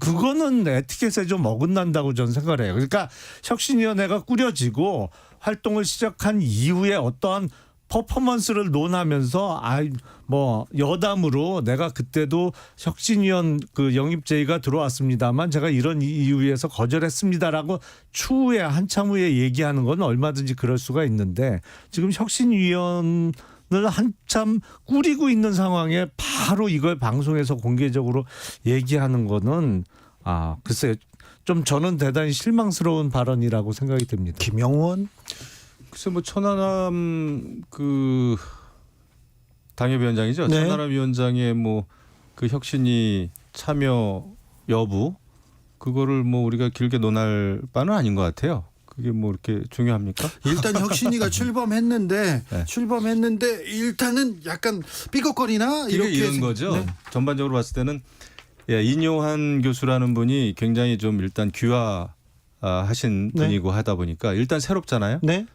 그 새로운 이미지고 네. 기대도 큽니다. 네, 그래서 기대가 더 크죠. 예. 예전에 사실 히딩크 감독이 이제 우리나라 대표팀 월드컵 대표팀 맡았을 때처럼. 네. 근데 이제 그런 새로운 이미지만큼 그 내용 컨텐츠를 새롭게 바꿔주기를 또 바래요. 네. 그래서 기대가 높은 거예요. 예. 그게 아마 이제 혁신이 구성 그러니까 내일 한다고 그러는데 마무리한다고 그러는데 그거 하고 그다음에 제1호 혁신안이 뭘까? 네. 이게 굉장히 큰 기준이 될 수가 있죠. 예. 그런 면에서 잘해주길 바랍니다. 근데 저도 과거에 혁신위원을 좀 해봤는데 굉장히 어렵죠. 예. 네. 특히 외부에서 들어오신 분들이 기존에 있었던 혁신안을 이제 숙지하고 또 완전히 새로운 발상의 전환을 해가지고 민심의 그 기대치에 맞는 혁신안을 내놓는다는 게 굉장히 어려운데 그래도 인요한 교수님 굉장히 소신 있고 강골이라고 그러더라고요. 예. 그래서 저는 직접 이제 뵌 적은 없지만 네. 그래서 기대를 해봐요. 예. 인요한 교수의 의대 교수입니다. 소신이 이 정치권에서도 국민의힘 정부 여당한테도 이렇게 발휘될 수 있을까요? 국민의 눈높이에 따라가지 못했습니다. 못해서 재보궐선거에서 어찌 보면 국민의 심판을 받았다 이렇게도 볼 수 있는데 그러니까 국민의 눈높이로 인요한 교수가 찝어서 혁신을 이룰 수 있을까요? 인요한 위원장이 사심 없이 일을 하면 가능하겠죠. 그렇죠. 예를 들어서 자기가 혁신위원장 이후에 다른 임명직 공직이라든지 네. 이런 거를 생각 안 하고 정말 사심 없이 일을 한다 그러면 할 수 있겠죠. 네. 아니 제일 무서운 사람들이 네. 모르는 대학 사람들. 교수님들. 네. 왜냐면 교수님들은 뭐 꺼리낄 게 없거든요. 네. 그리고 군대에서도 제일 무서운 사람들이 누구예요? 네. 소위 얘기하는 장포대라고 장군 진급을 포기한 대령들이 제일 무서운 거예요. 네. 그거 거칠 게 없죠. 자, 거칠 것 없이 무엇보다도 윤 대통령님한테 얘기를 해야 돼요. 대통령한테 대통령 잘못하고 있다 이런 얘기를 대통령 가는 길에 국민은 반대하고 있다 이런 얘기를 해야 되는데. 그게 뭐 밑도 끝도 없이 그렇게 얘기하면 안 되고요. 예. 그 어쨌거나 저는 불편한 혁신위가 돼야 된다 생각합니다. 일단은 그래야죠. 당 지도부와 그 불편을 감수해야 되고 그렇죠. 그래야 이제 새로운 게 나오는 것이고 예를 들면 이제 기득권 정치인이라든지 당 지도부가 다 그냥 조화롭고 평화롭게 그 받아들일 만한 혁신안을 내놓으면 안 되겠죠. 네. 그래서 이제부터는 굉장히 험한 길을 가야 돼요. 그걸 네. 또 숙명으로 생각해야 되고 그다음에 대통령에 대해서도 뭐 그냥 추상적인 원칙적인 얘기보다는 굉장히 그 대안을 가지고 특히 저는 내년 공천이 제일 중요하기 때문에 네. 거기에 대한 원칙 또 용산과 당과의 원칙 그 공천에서의 어떤 최소한의 기준 이런 거를 만들어야 된다고 봅니다. 예. 자, 혁신위를 띄웠습니다. 국민의힘에서 선거 이후에 성난 민심 받아들이고 반성 모드로 돌아서고 혁신위를 띄웠습니다. 그런데 띄우자마자 친이계 신인규 전 대변인은 탈당했습니다. 신당 얘기는 계속되는데 이준석 신당 나온다고 하는데 이 흐름은 어떻게 보시는지? 저는 신당 창당은 조금 가능성이 적다고 봅니다. 개인적으로는. 그러니까 그래요? 이준석 전 대표가 국민의힘에 계속 남아 있을 수도 있고 나갈 수도 있겠죠. 네. 근데 나가는 경우에는 내년 총선에서는 아마도 저는 무소속 출마 쪽이 훨씬 가능성이 높을 것으로 예상을 하고 또 그게 이준석 전 대표와 생각을 같이 하는 사람들이 일종의 무소속 연대 형태로 출마가 될 가능성이 더 높아 보여요. 신당 창당보다는. 네. 왜냐하면 신당 창당을 한다 그러면 글쎄요, 이게 창당 과정에서의 또 잡음이 있을 수도 있고, 그리고 당을 만들어서 또 특히 지역구 후보를 내다 보면 지역구 후보 중에는 또 상당수는 국민의 눈높이에 안 맞는 후보가 있을 수밖에 없거든요. 네. 그래서 이준석 전 대표가 정말로 내년 총선에 본인의 당선 가능성을 높이기 위해서는 전략적으로 무소속 출마가 더 당선 가능성을 높이는 방안 아닌가 싶어요. 제가 볼 때는 저도 신당 창당 가능성은 뭐 10% 정도로 내가 이제 얘기를 하는데, 저런 경우를 생각하지 않을까 싶어요. 본인은 이제 비례정당 안 하겠다고는 하지만, 근데 지금 준연동형 비례정당이 가능한 상태에서는 네. 오히려 그런 지금과 같은 상당히 유리할 수도 있어요. 비례정당을 추구할 수도 있겠다. 왜냐하면은 실질적으로 어느 지역구에서 선수로 나와가지고 특히 뭐 무소속 이거 쉽지 않겠다 싶어요. 그래서 그런데 모으면 이게 달라지잖아요. 그 표를. 그러다 보니까 네. 이제 그 비례정당을 이렇게 추구하게 되는 거죠. 네. 그 점은 아마 지금 민주당도 그렇고 우리 국민의힘도 지도부가 그걸 좀 고민하고 있는 것으로 저는 알고 있어요. 네. 아니 근데 비례 전문 정당이 내년 총선에도 그 2020년 총선과 같이 계속 그 제도가 유지된다는 전제 하에서는 완전 어나더 스토리인데, 네. 이거는 이제 민주당과 국민의힘이 사실은 그거는 바꾸는 거는 어느 정도는 합의가 되어 있거든요. 근데 바꾼다고 얘기는 했는데 바꿀 수는 있을까요? 아니, 그 선거법은 원래 선거 직전에 바뀌어요. 항상 보면. 자, 민주당은 이재명 대표가 돌아왔습니다. 돌아와서 윤석열 정부 내각 총사퇴하고 예산도 전면 재검토하라 이렇게 얘기했습니다. 그러니까 제가 볼 때는 이재명 당대표가 이제 화려한 게 복귀를 했죠. 뭐 그때 구속영장도 기각됐고 강서구청장 선거 크게 이겼고. 예. 그런데 이제 입으로는 민생을 얘기하면서 내각 총사퇴라고 하는, 이게 무슨 지금 우리가 의원 내각제도 아니고 느닷없이 지금 민생을 얘기하면서 내각 총사퇴하라고 하는, 더더군다나 지금 국정감사 중이고 또 이제 예산 국회 아닙니까? 예. 누가 어떻게 민생을 챙기라는 건지, 그러면서도 완전히 지금 저는 그 제왕적 야당 총재 흉내를 내고 있다 생각을 합니다. 그러면서 비명계 의원들 거의 얘기도 못하게 하고, 말로는 통합 이런 얘기를 합니다마는 그 비명계 의원들에 대해서 확실하게 포용하고 같이 가자라는 얘기를 안 하고 있어요. 안 하고 있습니다. 그냥 왈과왈부하지 말자라는 그냥 언급만 했어요. 네. 이렇게 되면 야당도 쇄신 경쟁을 여든 야든 해야 되는데 야당도 참 깝깝하다 이런 생각이 좀 들어요. 그러니까 지금 예산안은 이미 정부 예산안이 국회에 올라와 있잖아요. 예. 그러니까 그게 국회에서 할 수 있는 일이 있거든요. 예를 들어서 삭감은 하고 뭐 증액하는 데 있어서는 정부 동의가 필요하고 뭐 이게 있거든요. 근데 이재명 대표의 일성은 전형적인 정치적인 수사로밖에 안 들려요. 왜냐하면 정부 예산안 전면 재검토는 마치 지금 이미 9월 1일 정기국회 개원과 동시에 국회로 올라와 있는 정부 예산안을 그걸 폐기하고 다시 짜와라 뭐 이런 취지로 들리거든요. 네. 그건 물리적으로 불가능하죠. 사실은. 물리적으로도 불가능하고 바람직하지도 않아 보여요. 네. 사실은 국회가 갖고 있는 권한을 갖고 정부 예산안에 대해서 삭감할 것은 삭감하고 뭐 증액은 동의를 받아서 증액하는 형태로 일을 철저하게 하겠다는 것은 얼마든지 좋으나 이런 식으로 정치적인 수사로서 던지는 것은 글쎄 특히 민생에는 큰 도움이 안 될 것 같습니다.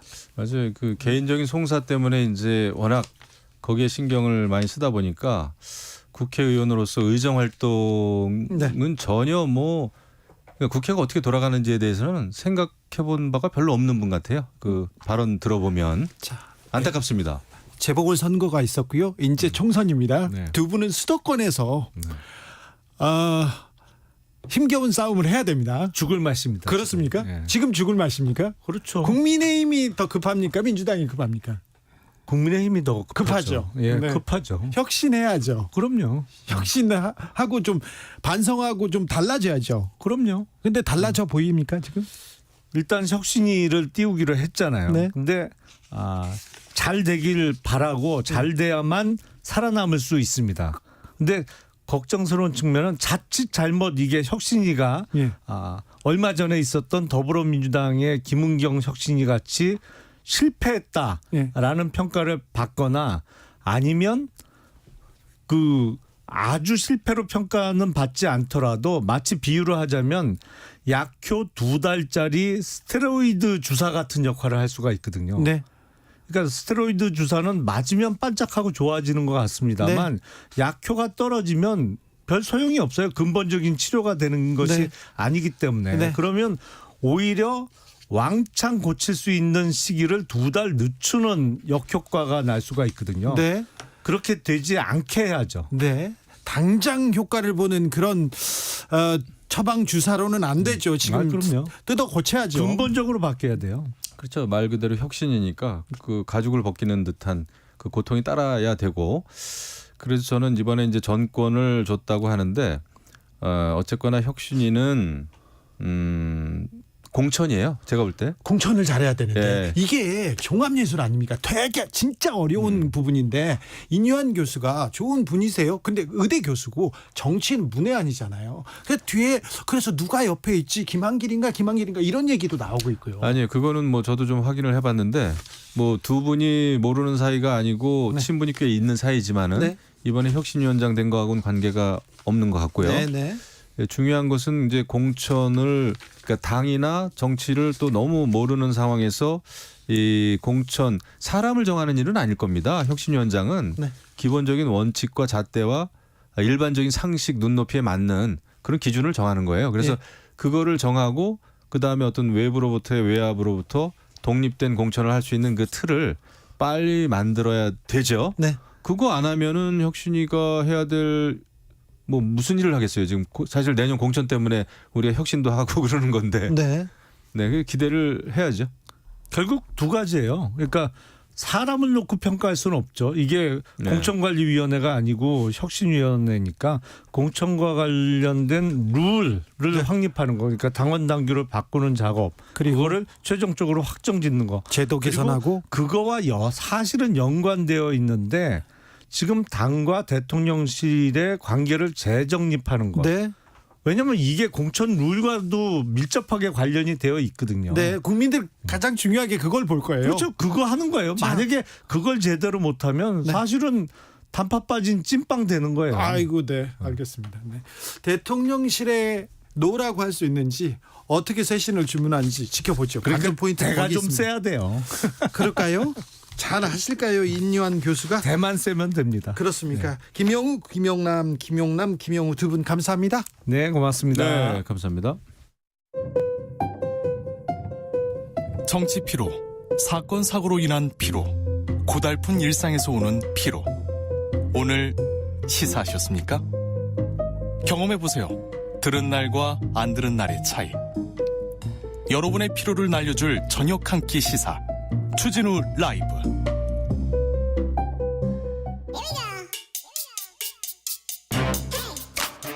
과학을 향한 진지한 고민, 과학가의 수다. 주진우 라이브 과학 선생님 이선호 엑소쌤 어서 오세요. 네, 반갑습니다. 엑소쌤입니다. 저는 사실 과학 안 좋아했어요. 그래도 이제 저희 과학과의 수다 하면서 점점 좋아지고 있지 않습니까? 네, 그렇습니다. 네. 그럼 저희 임무를 지금 열심히 잘 하고 있는 것 같습니다. 그렇습니다. 그 얘기 하려고 했어요. 감사합니다. 과학 선생님한테 뭐 다른 질문만 했어요. 자, 오늘 어떤 수업 해볼까요? 사실 과학 기술은 이 무기와 이제 뗄래야 뗄 수 없는 밀접한 관계가 있습니다. 그래서 전쟁 때 과학 기술이 비약적으로 발전하는 발전했죠. 역사도 보여줬죠. 그렇죠. 우크라이나 전쟁 그리고 이스라엘 하마스 전쟁에서 많은 무기가 나왔죠. 네네. 네. 어떤 무기들이 이렇게 쓰였습니까? 뭐 사실 대표적으로 요즘엔 현대전 4차 산업혁명이 되면서 뭐 드론이라든가 그러죠. 이런 인공지능 결합 결합해서 아예 얘네들이 직접 사람이 없이도 가서 뭐 테러리스트들을 섬멸한다던가 네. 또는 뭐 적군을 이제 섬멸하는 케이스도 많긴 한데 영화에서 보면요. 네. 실제 작전이에요. 군사 작전이야. 네. 긴밀한 군사 작전인데 다 그 방에서 이렇게 모니터 보면서 네.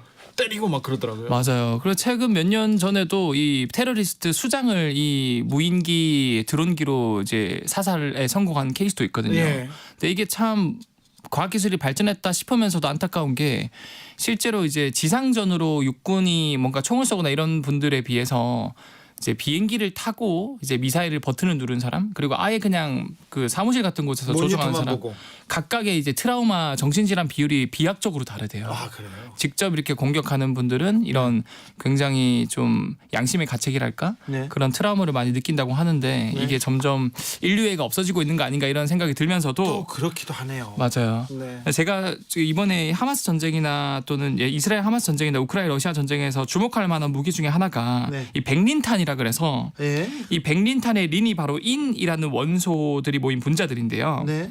사실 이 인이라는 건 어떻게 모이냐에 따라서 이제 하얀 색깔 백린, 네. 빨간 색깔 정린, 검정 색깔 흑린, 그리고 보라 색깔 자린 이런 형태가 있는데 네. 이 무기로 쓰이는 백린이 연력학적으로 가장 불안정하다 그래요. 예. 그래서 한 60도 정도만 돼도 얘는 스스로 그냥 자연 발화, 불이 붙는다 그러고요. 그럼 엄청 쉽게 그냥 널리 불이 붙겠네요. 그리고 잘 안 꺼지는 거죠. 아이고. 심지어 이 온도가 2700도까지 올라가는데 보통 우리가 샘물 들어보셨죠? 영광로 샘물. 예. 얘도 뜨거운데 1000도에서 1200도밖에 안 되거든요. 예. 근데 이런 백린 자체가 2700도까지 올라가고 워낙 불이 안 꺼지다 보니까 이 사람 몸에 이게 공격을 당하면은 이게 안 꺼진대요. 네. 물을 부으면 오히려 물이 이 열기 때문에 이 백린을 꺼버리는 게 아니고 물이 끓어버린대요. 아이고. 그래서 더 심한 화상을 입는다 그래요. 네.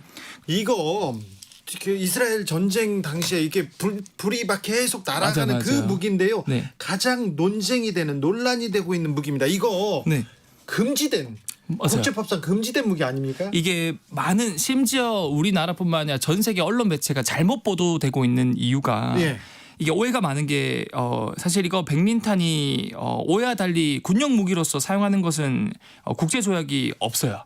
아예 없어요? 없어요. 그러니까 금지된 무기가 아니고요. 예? 현대도 미군이나 러시아군 심지어 한국군도 이런 백린 무기를 여전히 실전 배치하고 있습니다. 이거 근데 막아야 되는 거 아닌가요? 사실 개인적으로는 이게 너무 사람 몸에 붙어버리면 다 타버릴 때까지 이게 안 꺼지다 보니까 예. 저는 이거 좀 금지 무기로 했으면 좋겠다라는 바람이 있는데 네. 일단은 전 세계 이제 적군 상대로 쓰는 거는 금지 조약이 없고요. 예. 근데 이런 대량 살상 무기가 너무 민간인 피해를 주고 또 비록 적군이라도 인간적인 대우가 필요하다고 생각해서 그렇죠. 이 제네바 협약이라는 게 등장하는데 정확히는 백린탄은 제네바 협약에 의해서 민간인에 대한 사용만 금지된 거고 예.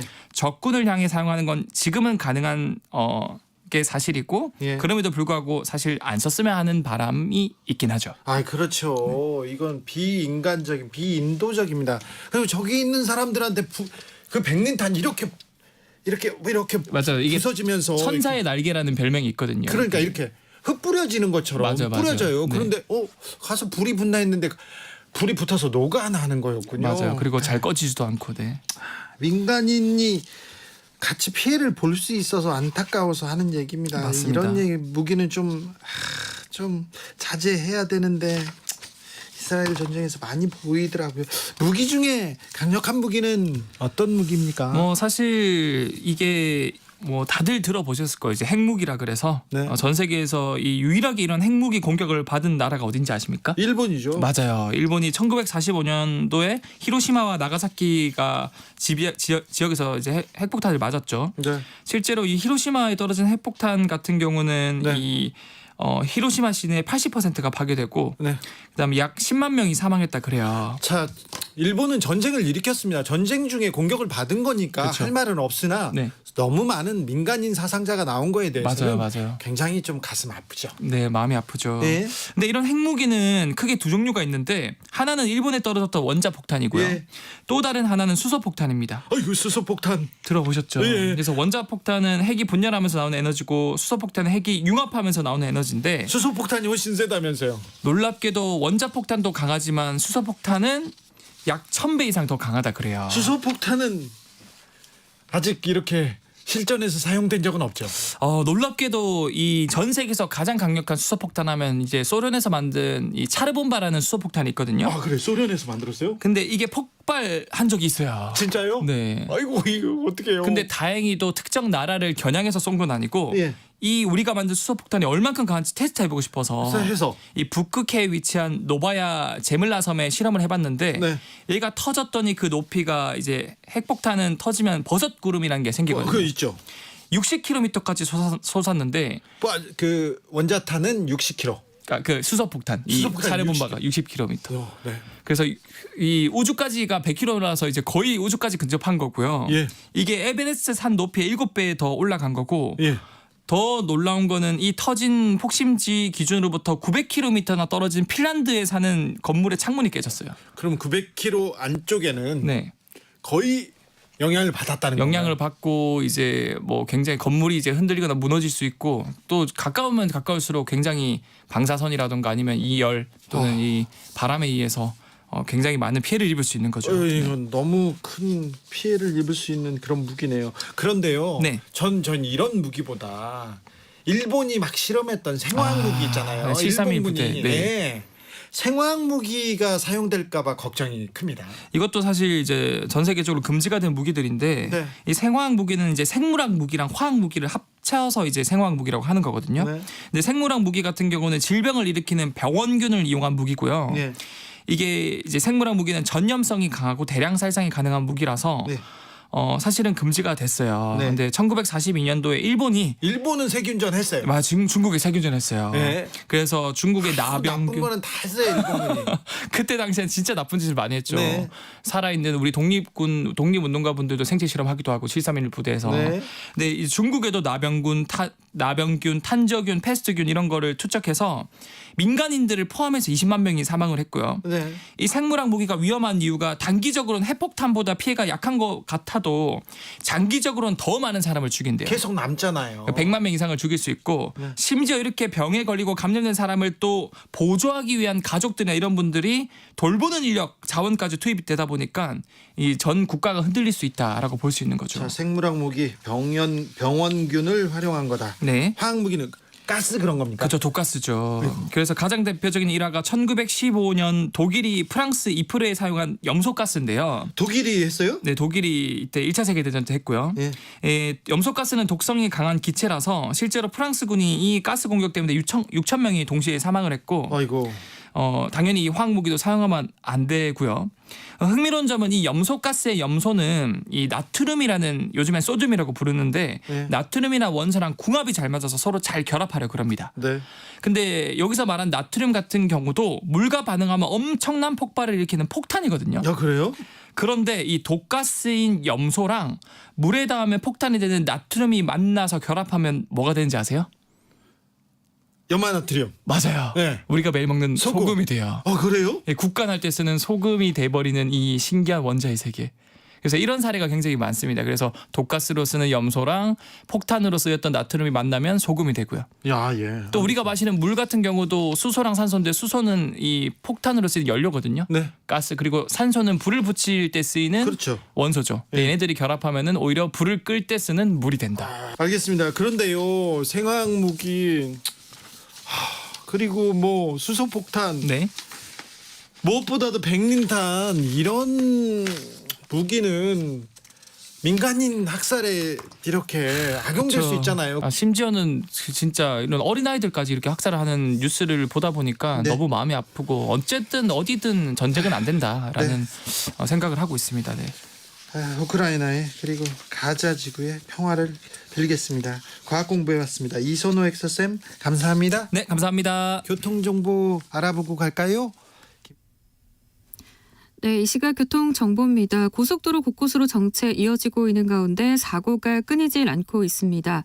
경부고속도로 서울 쪽으로 주감 휴게소 부근 1, 2차로에서 화물차 관련 사고나 처리하면서 신탄진 나들목에서 남청주 나들목까지 정체되고 있고요.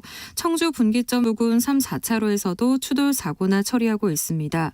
안성에서 반포까지는 총 36km 정체입니다. 부산 방향은 한남에서 금호분기점까지 14km 더디게 지나고 있는데요. 금호 분기점 부근 1차로에서는 승용차 관련 사고나 처리하고 있어서 차로 변경에 주의하셔야겠고요. 중부고속도로 하남 쪽은 남이천 나들목에서 모가까지 차가 많고요. 곤지암에서 중부 1터널까지는 14km 정체입니다. 이후 하남에서 하남 분기점까지도 차가 많습니다. 지금까지 KBS 교통정보센터에서 김민혜였습니다.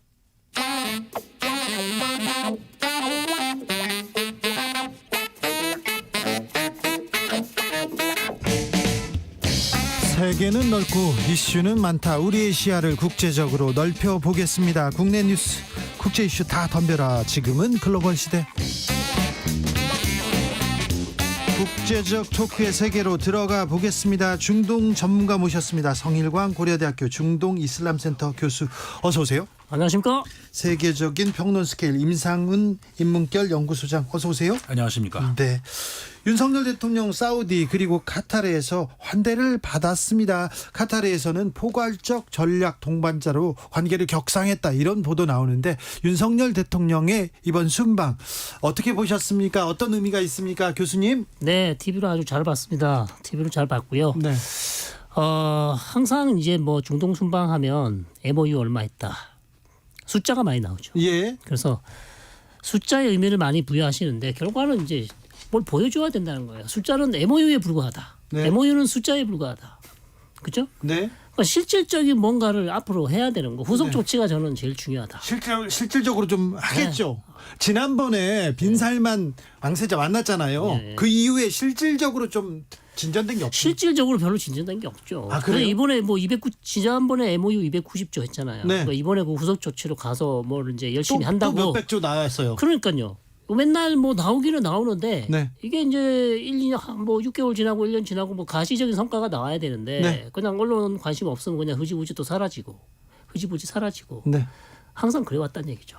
소장님. 앞으로 그 보도를 할 때 그 MOU 얘기는 좀 안 했으면 좋겠어요. 좀 다른 그 실질적인 어떤 그 계약 구체적인 그런 거 있다든가 네. 뭐 그런 걸 보도를 MOU는 MOU하고 경제 효과 막 이러죠. 네, 몇 조 원의 경제. 그런 추상적인 그런 거 좀 언론도 보도를 안 했으면 좋겠고 네. 아니 뭐 긍정적인 의미가 있죠. 이제 첫 국빈 방문이고 사우디아라비아 경우에 그 43년 만에 대통령 방문이었죠. 최계화 대통령 이후로 뭐 그런 의미도 있고 네.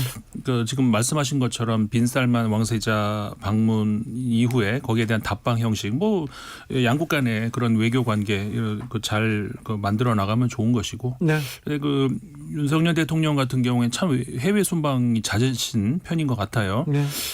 보통 이제 대통령의 해외 순방이 적으면 1년에 한 4번 뭐 정도, 많으면 7번. 그 제일 많았던 게 아마 제가 알기로는 이명박 대통령 때 많이 나가셨어요. 네, 제일 많았던 걸로 기억하는데 지금 윤석열 대통령도 해외 순방이 굉장히 잦으신 것 같아요. 올해도 거의 한 번 빼고 매달 아마 그 나가신 걸로 아는데 뭐 해외 순방하고 이제 돌아올 때 성과가 많이 있으면 좋죠. 그런데 지금 좀 전에 성일관 교수님 말씀하신 것처럼 어떤 결과가 나와야 되는데 결과가 아직까지 우리가 그 기대한 만큼 없다. 뭐 그런 얘기를 할 수 있을 것 좀 같습니다. 지켜보겠습니다. 어떤 결과가 나올지. 중동에서 새로운 붐이 인다는데 붐이 진짜 있는지도 좀 지켜보겠습니다. 자, 이스라엘 팔레스타인 간의 이 무력 충돌 계속해서 민간인 사망자들은 늘고 있습니다. 하루에 700명 넘게 사망자가 나오기도 했는데요. 그런데 전쟁 단계로 비춰볼 때 현재는 어떤 상황인지 어디쯤 왔다고 보십니까, 교수님? 지금 뭐 거의 3주가 다 돼가죠. 예? 3주가 다 돼가고 지금 이거를 이제 이스라엘 팔레스타인 구도가 아니라 이스라엘 하마스 구도다. 네. 이제 뭐 요르단강 서안 지구에 아직 온건파는 그대로 있으니까요. 네. 그렇게 보시면 될 것 같고 현상은 지금 뭐 계속해서 지상군 투입 뭐 초읽기 들어갔다 그러는데 지금 뭐 거의 2주가 다 돼갑니다. 아직 네. 못 들어가고 있는지 안 들어가고 있는지 알 수가 없는 상황이고요. 폭격은 계속되고 있고요. 폭격은 계속하고 있죠. 네. 그래서 민간인 피해는 계속 나고 있고 안 들어가는 이유는 미국에서 일단 인질 석방부터 먼저 해야 된다. 늦춰라. 라는 요청을 했고요. 이스라엘이 그걸 아마 요청을 수용한 것 같습니다. 그래서 지상군 투입을 늦추고 있고 그다음에 또 하나의 우리가 봐야 될 거는 미국의 군함이 또 동지 중으로 또 가고 있거든요. 그래서 뭐 제6함대 지휘함이 또 가고 있답니다. 마운트 위튼이라는. 그다음에 드와이트 아이젠하워 또 항모 전단이 아직 도착을 안 했어요. 지금 가고 있는 중이고 이미 제럴드 포드는 가 있고. 그래서 군비 지금 군사력이 계속 증강되고 있다. 왜 이러는가? 미국이 왜 이러는가? 그것은 결국 그 이란이나 레바논의 헤즈볼라가 이 전쟁에 참전하지 못하도록 선제적으로 좀 막으려는 그런 작전으로 보인다. 네. 그래서 상당히 원래는 이스라엘 하마스 전쟁이 잘못하면 조금 더 확전되는 게 아닌가. 네. 그런 이제 우려도 좀 있다고 할 수 있겠습니다. 소장님. 그러니까 이제 우리 20세기에 흔히 우리가 1차, 2차, 3차, 4차로 부르는 그 중동 전쟁이 쭉 있어 왔고 예.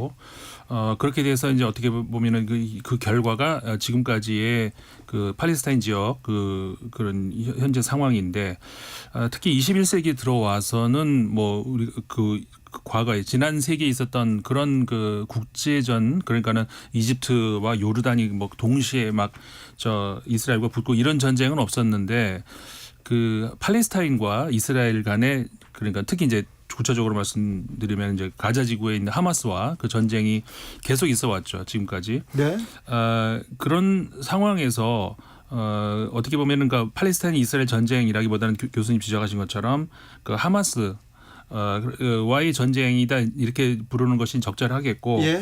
이런 것이 사실 과거에 아까 말씀드렸던 20세기에 이스라엘을 중동 국가들과 물론 대립을 많이 했습니다마는 당시에는 건국했던 그 40년대부터 계속 한 수십 년 동안은 노동당이 계속 집권해 왔다는 거죠. 그러니까 그건 뭐냐면은 아랍 세계와 갈등은 하긴 했지만 그래도 어떤 그 양국가 체제라든가 이런 것들을 좀 가능할까 좀 모색을 해보는 그런 시대였다라고 볼 수가 있는 것이죠. 그런데 이런 것들이 90년대, 93년 뭐 이 정도 들어오면서 완전히 붕괴됐죠. 그러니까는 이스라엘의 극우 세력에 의해서 이제 총리까지 암살당하는 그런 일이 일어난 이후로 리쿠드 당이 집권을 사실상 거의 이제 지금까지 계속 중간에 잠깐 빼고는 장기 집권을 해오면서 사실상 그 평화 세력은 완전히 무너졌다. 노동당은 지금 군소정당으로 전락했습니다. 뭐 네. 국회의원 수가 뭐 10명도 안 되는 예. 그렇게 전락해 버렸고 마찬가지 동시 이게 이제 한쪽만 그런다고 소리가 나는 게 아니죠. 양쪽이 쳐야 손바닥 소리 나는 건데 그 팔레스타인도 마찬가지.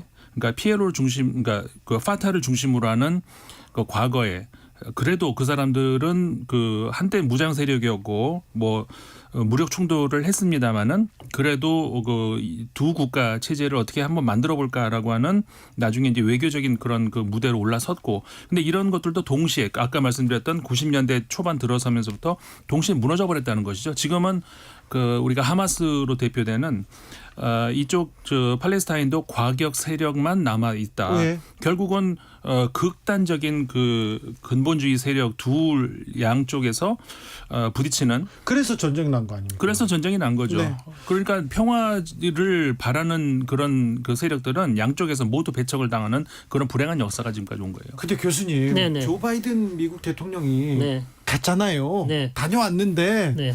진전이 보이지 않아요. 그러니까 이제 저희 생각은 조 바이든 대통령이 가서 말릴 거라고 생각하셨는데 네. 그게 아니라는 거죠. 저는 팩트는. 네. 전략을 바꾼 거 네, 같아요. 말리러 간 게 아니고 네. 이스라엘을 지지하는 성명을 냈잖아요. 그러니까요. 네. 그러니까 말리기보다는 일단 가자 주민 민간인 피해를 최소화해라. 네. 공격하는 거. 전쟁은 오케이. 그리고 지상군 투입도 하되 일단 민간인 피해를 최소화해라. 네. 그다음에 국제법에 따라라. 네.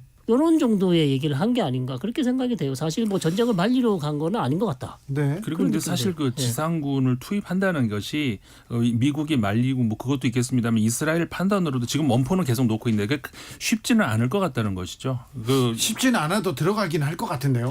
근데 들어가는 게 그 다음에 그 이스라엘의 그 피해도 엄청나게 클 수밖에 없는 것이고 일단 들어가서 뭔가를 완전히 그들의 말대로 괴멸을 시켜버리면 뭐 되겠는데 뭔가 어정쩡한 그런 상태로 물러나게 되면은 이스라엘 현 정부의 타격도 엄청나게 크다는 거죠. 땅굴이 그러니까요. 엄청나게 복잡하게 파있다. 근데 땅굴을 어느 정도 부시면 되는 거 아닙니까? 벙커버스터도 있고 그런데. 근데 아예 500km라죠. 500km. 땅굴이 500km로 어마어마한- 어떻게 언제 다 부숩니까?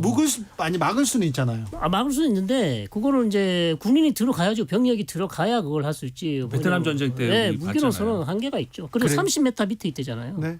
그러니까 이게 그러니까 이스라엘 입장에서도 쉽게 왜냐하면 하마스가 그 정도 준비를 안 하고 그 도발을 했겠습니까? 네.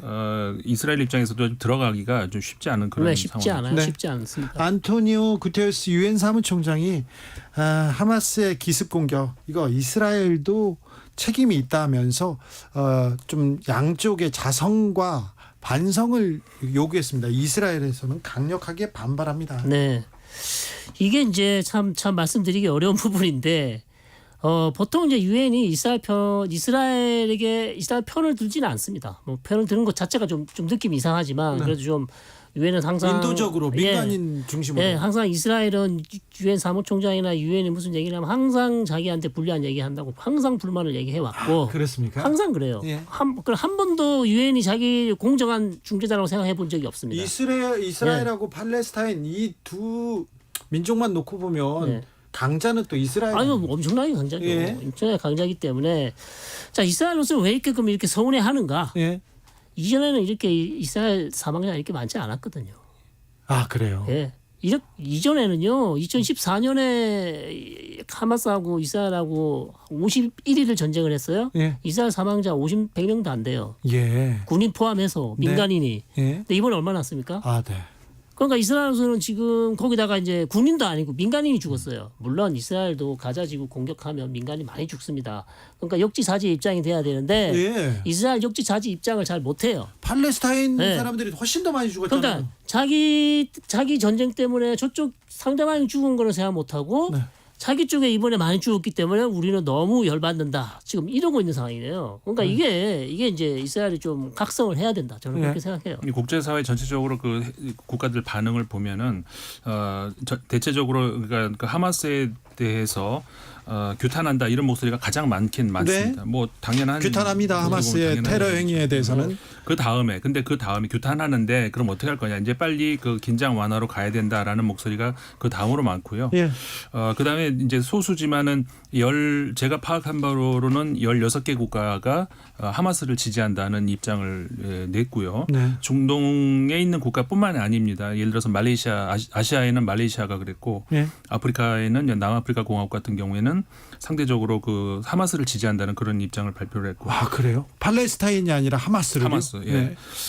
그런 왜냐면은 좀 전에 교수님 아니 사실 우리가 하마스가 이번에 공격을 한 그거를 우리가 잘했다는 얘기가 아니죠. 예, 이건 예. 누차 제가 방송에도 말씀드리지만 네. 역사적으로 팔레스타인의 또 그게 잘했다는 게 아니라 아픔을 또 생각해봐야죠. 지금 팔레스타인의 비인도적 비인륜, 그다음에 반인륜, 그다음에 그 국제법 위반. 근데 이런 것들이 과거에 이스라엘이 얼마나 많았는데 그런 것들은 제대로 보도가 안 됐잖아요.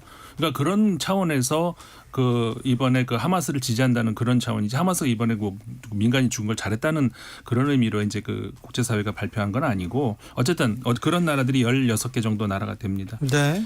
그다음에 이제 중국, 러시아 이런 나라들 같은 경우 어느 쪽도 비난도 지지도 안 하는 그러면서 빨리 긴장 완화로 가야 된다 이런 입장으로 가 있는 것이고 그다음 유엔 입장에서는 당연히 어느 쪽도 지지를 하지 않는 중립 입장에 설 수밖에 없는 것이죠. 그게 국제 기구의 존재 이유지. 네. 그렇기 때문에 이스라엘 입장에서는 자신이 한쪽으로 치우쳐 있으면 당연히 저쪽이 또 반대쪽으로 치우쳐 있게 보이지 않겠습니까? 인도적인 입장을 좀 생각해야 되는데요. 가자지구 물, 식량, 전기 다 끊었어요. 네네. 이거는 국제법 위반 아닙니까? 이러면 안 되는 거 아닙니까? 이러면 안 되는데 이스라엘로서는 하는 얘기가 그러니까 가자 주민 사이에 하마스 대원이 있고 가자 지구 내에 하마스 대원이 있는데 하마스들과 지금 전쟁을 하고 있는 우리로서는 그들에게 물과 식량과 이런 것들을 대줄 수 없다. 그런 입장이고 일종의 집단 체벌이죠. 집단 체벌이긴 한데 이스라엘로서는 이제 하마스를 고사 작전으로 들어가야 되기 때문에 그들에게 지금 그것뿐만 아니라 가자 지금 이집트 국경으로 생필품이 들어가는데 연료도 안 주고 있잖아. 연료도 지금 안 들어보내고 있습니다. 네. 그런 상황입니다. 그래서 그들은 계속 그렇게 주장을 하고 있어요. 우리로서는 더 이상 가자 지구에 이런 것들을 대줄 용의가 없다. 그러면 그 안에 있는 사람들은 다 어떻게 죽어야 이 전쟁이 끝날까요? 그러니까 참 암울한 것이고요. 예. 그래서 라파 국경을 통해서 국제사회 구호품이 조금씩 들어가는데 예. 그것도 이제 너무 많이 못 들어가서 지금 문제죠. 왜냐하면 이집트가 계속해서 라파 국경을 계속 개방을 하면 되는데 얘들은 또 이집트는 자기 정치가 있잖아요. 네. 가자 주민이 막 몰려 들어와서 이집트 들어오면 그 사람들 다 먹여 살려야 돼요. 네. 그러니까 그거 부담이 엄청 큽니다. 네. 그래서 그렇게 못 하고 있는 상황이에요. 시나이 반도로 네. 넘어올까봐 이제 그 이집트 입장에 두려운 거 아니겠습니까? 근데 실제 이스라엘의 극우 세력이 바라는 것은 가자 지구의 주민들이 팔레스타인 주민들이 시나이로 가버리는 거. 다 가면. 예, 그리고 서한 그 지구에 있는 팔레스타인들은 요르단으로 가버리는 거. 네. 이게 저 이스라엘 극우 세력들이 바라는 거거든요. 지금 그 요르단과 이집트 같은 경우에는 그나마 그 이스라엘과 국교를 수교하고 있는 몇 안 되는 아랍 국가들입니다. 근데 만약에 이 팔레스타인들이 그 시나이 반도로 가고 요르단으로 가 이렇게 되면 거의 파탄 나는 거고요. 거기 외교 관계. 그 다음에 그 시나이 반도에 이미 베두인이라고 또 주민들이 또 살고 있는데 거기에 팔레스타인 갑자기 들어와서 이렇게 하면 똑같이 우리가 100년 전에 그 팔레스타인 땅에 이스라엘인 유대인들이 갑자기 들어와가지고 그 똑같은 일이 또 납니다. 그런 상황을 이집트 입장에서도 그거를 방치할 수는 없는 것이죠. 그러니까 굉장히 복잡한 문제가 사실 있는 것이죠. 그 국경을 열기도 굉장히 애매한 상황이 있습니다. 팔레스타인하고 이스라엘은 전쟁을 지금 치르고 있고요. 역사적으로 좀 반추해 보면 네. 이 전쟁이 쉽게 끝나지 않을 것 같습니다. 그래서 국제적으로 나서서 이 전쟁을 끝내기 위해서 뭐라도 해야 될 것 같습니다. 미국은 못 하고요. 예. 뭐라도 해야 될 것 같습니다. 할 수 있는 나라가 없어요, 근데. 그래요? 중국이 하겠습니까? 이거를 지금 러시아가 중재를 할 수 있을까요? 다 모여서 좀 압박해야죠. 아니 카이로에서 회담을 했지 않습니까? 네. 카이로 별 성과가 없었잖아요. 별 성과가 없었어요. 아무 성과가. 그러니까 그 유엔이 별 힘을 못 쓰고 있고. 그다음에 유엔의 그 상임이사국 5개 나라도 갈라져 있고, 그러니까 미영프 세 나라는 그 이스라엘의 방어권을 지지한다 이런 입장을 내고 있고. 아니 근데 소장님 하루에 700명 이상 이렇게 민간인 사상자가 나오고 있어요. 이거 어떻게 해요? 빨리 막아야지. 그러니까 이게 그 정치인들의 이 정신 구조하고 이게 다른 게 이제 그런 거 아닌가 싶은데 사실 지금 이 장기화되느냐 어떻게 되느냐의 문제는 이스라엘과 이란 그다음에 미국 이 세 나라가 앞으로 어떤 전략을 짜고 어떻게 하느냐 여기에 달려있다 볼 수가 있는 거거든요. 이스라엘이요. 이스라엘 총리가 정치적으로 굉장히 불안한 입지였지 않습니까? 그렇죠. 전쟁 이후에 그래도 지금 목소리에 힘이 실리지 않습니까? 네. 이스라엘 내부에서 그 지금 굉장히 이례적인 일인데 예를 들어서 그 우리 우크라이나 같은 경우만 보십시오. 그 젤렌스키 대통령 같은 경우 전쟁 이후로 저 지지율이 확 올라가요. 지지율이 땅바닥을 기다가 갑자기 올라갔죠. 네. 원래 전쟁을 하면 그런 법이죠. 그렇죠. 원래가. 푸틴 대통령도 올라갔으니까. 그렇죠. 네? 그런데 지금 그 네타냐후 총리는 그 이례적으로 전쟁 중임에도 불구하고 그리고 공격을 당했잖아요. 네. 먼저 침범한 게 아니라 당했잖아요. 네. 그런데도 국민 지지율이 굉장히 낮아요. 국제적인 수준에 대한 말씀을 안 드릴게요. 네. 여기서 또 그러니까 어쨌든 간에 그런 것들은 찾아보면 나옵니다. 네. 근데 하마스의 정치적 이해 정치적 이익을 위해서 팔레스타인 민족 말고요. 하마스의 정치적 이해 그리고 이스라엘 몇몇 권력자들의 정치적 이해 때문에 전쟁은 계속될 것 같아요. 그렇죠. 하마스의 정치적 이익은 사실상 자기가 이렇게 공격을 하면 이스라엘이 압도적 우월한 군사력으로 가자 주민이 많이 죽을 것을 알면서도 계속 공격을 하는 것이고요. 그것도 저는 잘못됐다고 생각합니다. 왜 인간 방패, 인간 인질을 씁니까? 그렇죠. 그렇죠.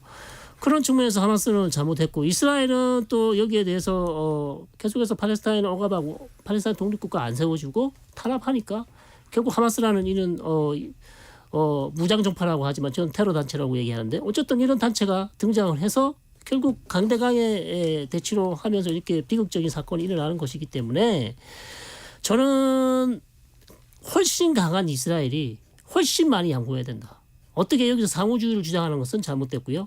이스라엘이 훨씬 더 양보해야 되고 더 많이 포기를 해야만 어떤 해결 가능한 해결책이 나오지 생존 가능한 해결책이 나오지 그렇지 않고서는 이 두 그룹은 영원히 해결되지 않는 그런 메비우스 띠처럼 그렇게 나타납니다. 전 세계가 이스라엘에 외쳐야 됩니다. 그리고 팔레스타인에 외쳐야 됩니다. 전쟁을 멈추자고요. 성일관 교수님, 임상훈 소장님 감사합니다. 고맙습니다. 네, 저는 내일 다시 돌아오겠습니다. 사업장 폐기물 처리,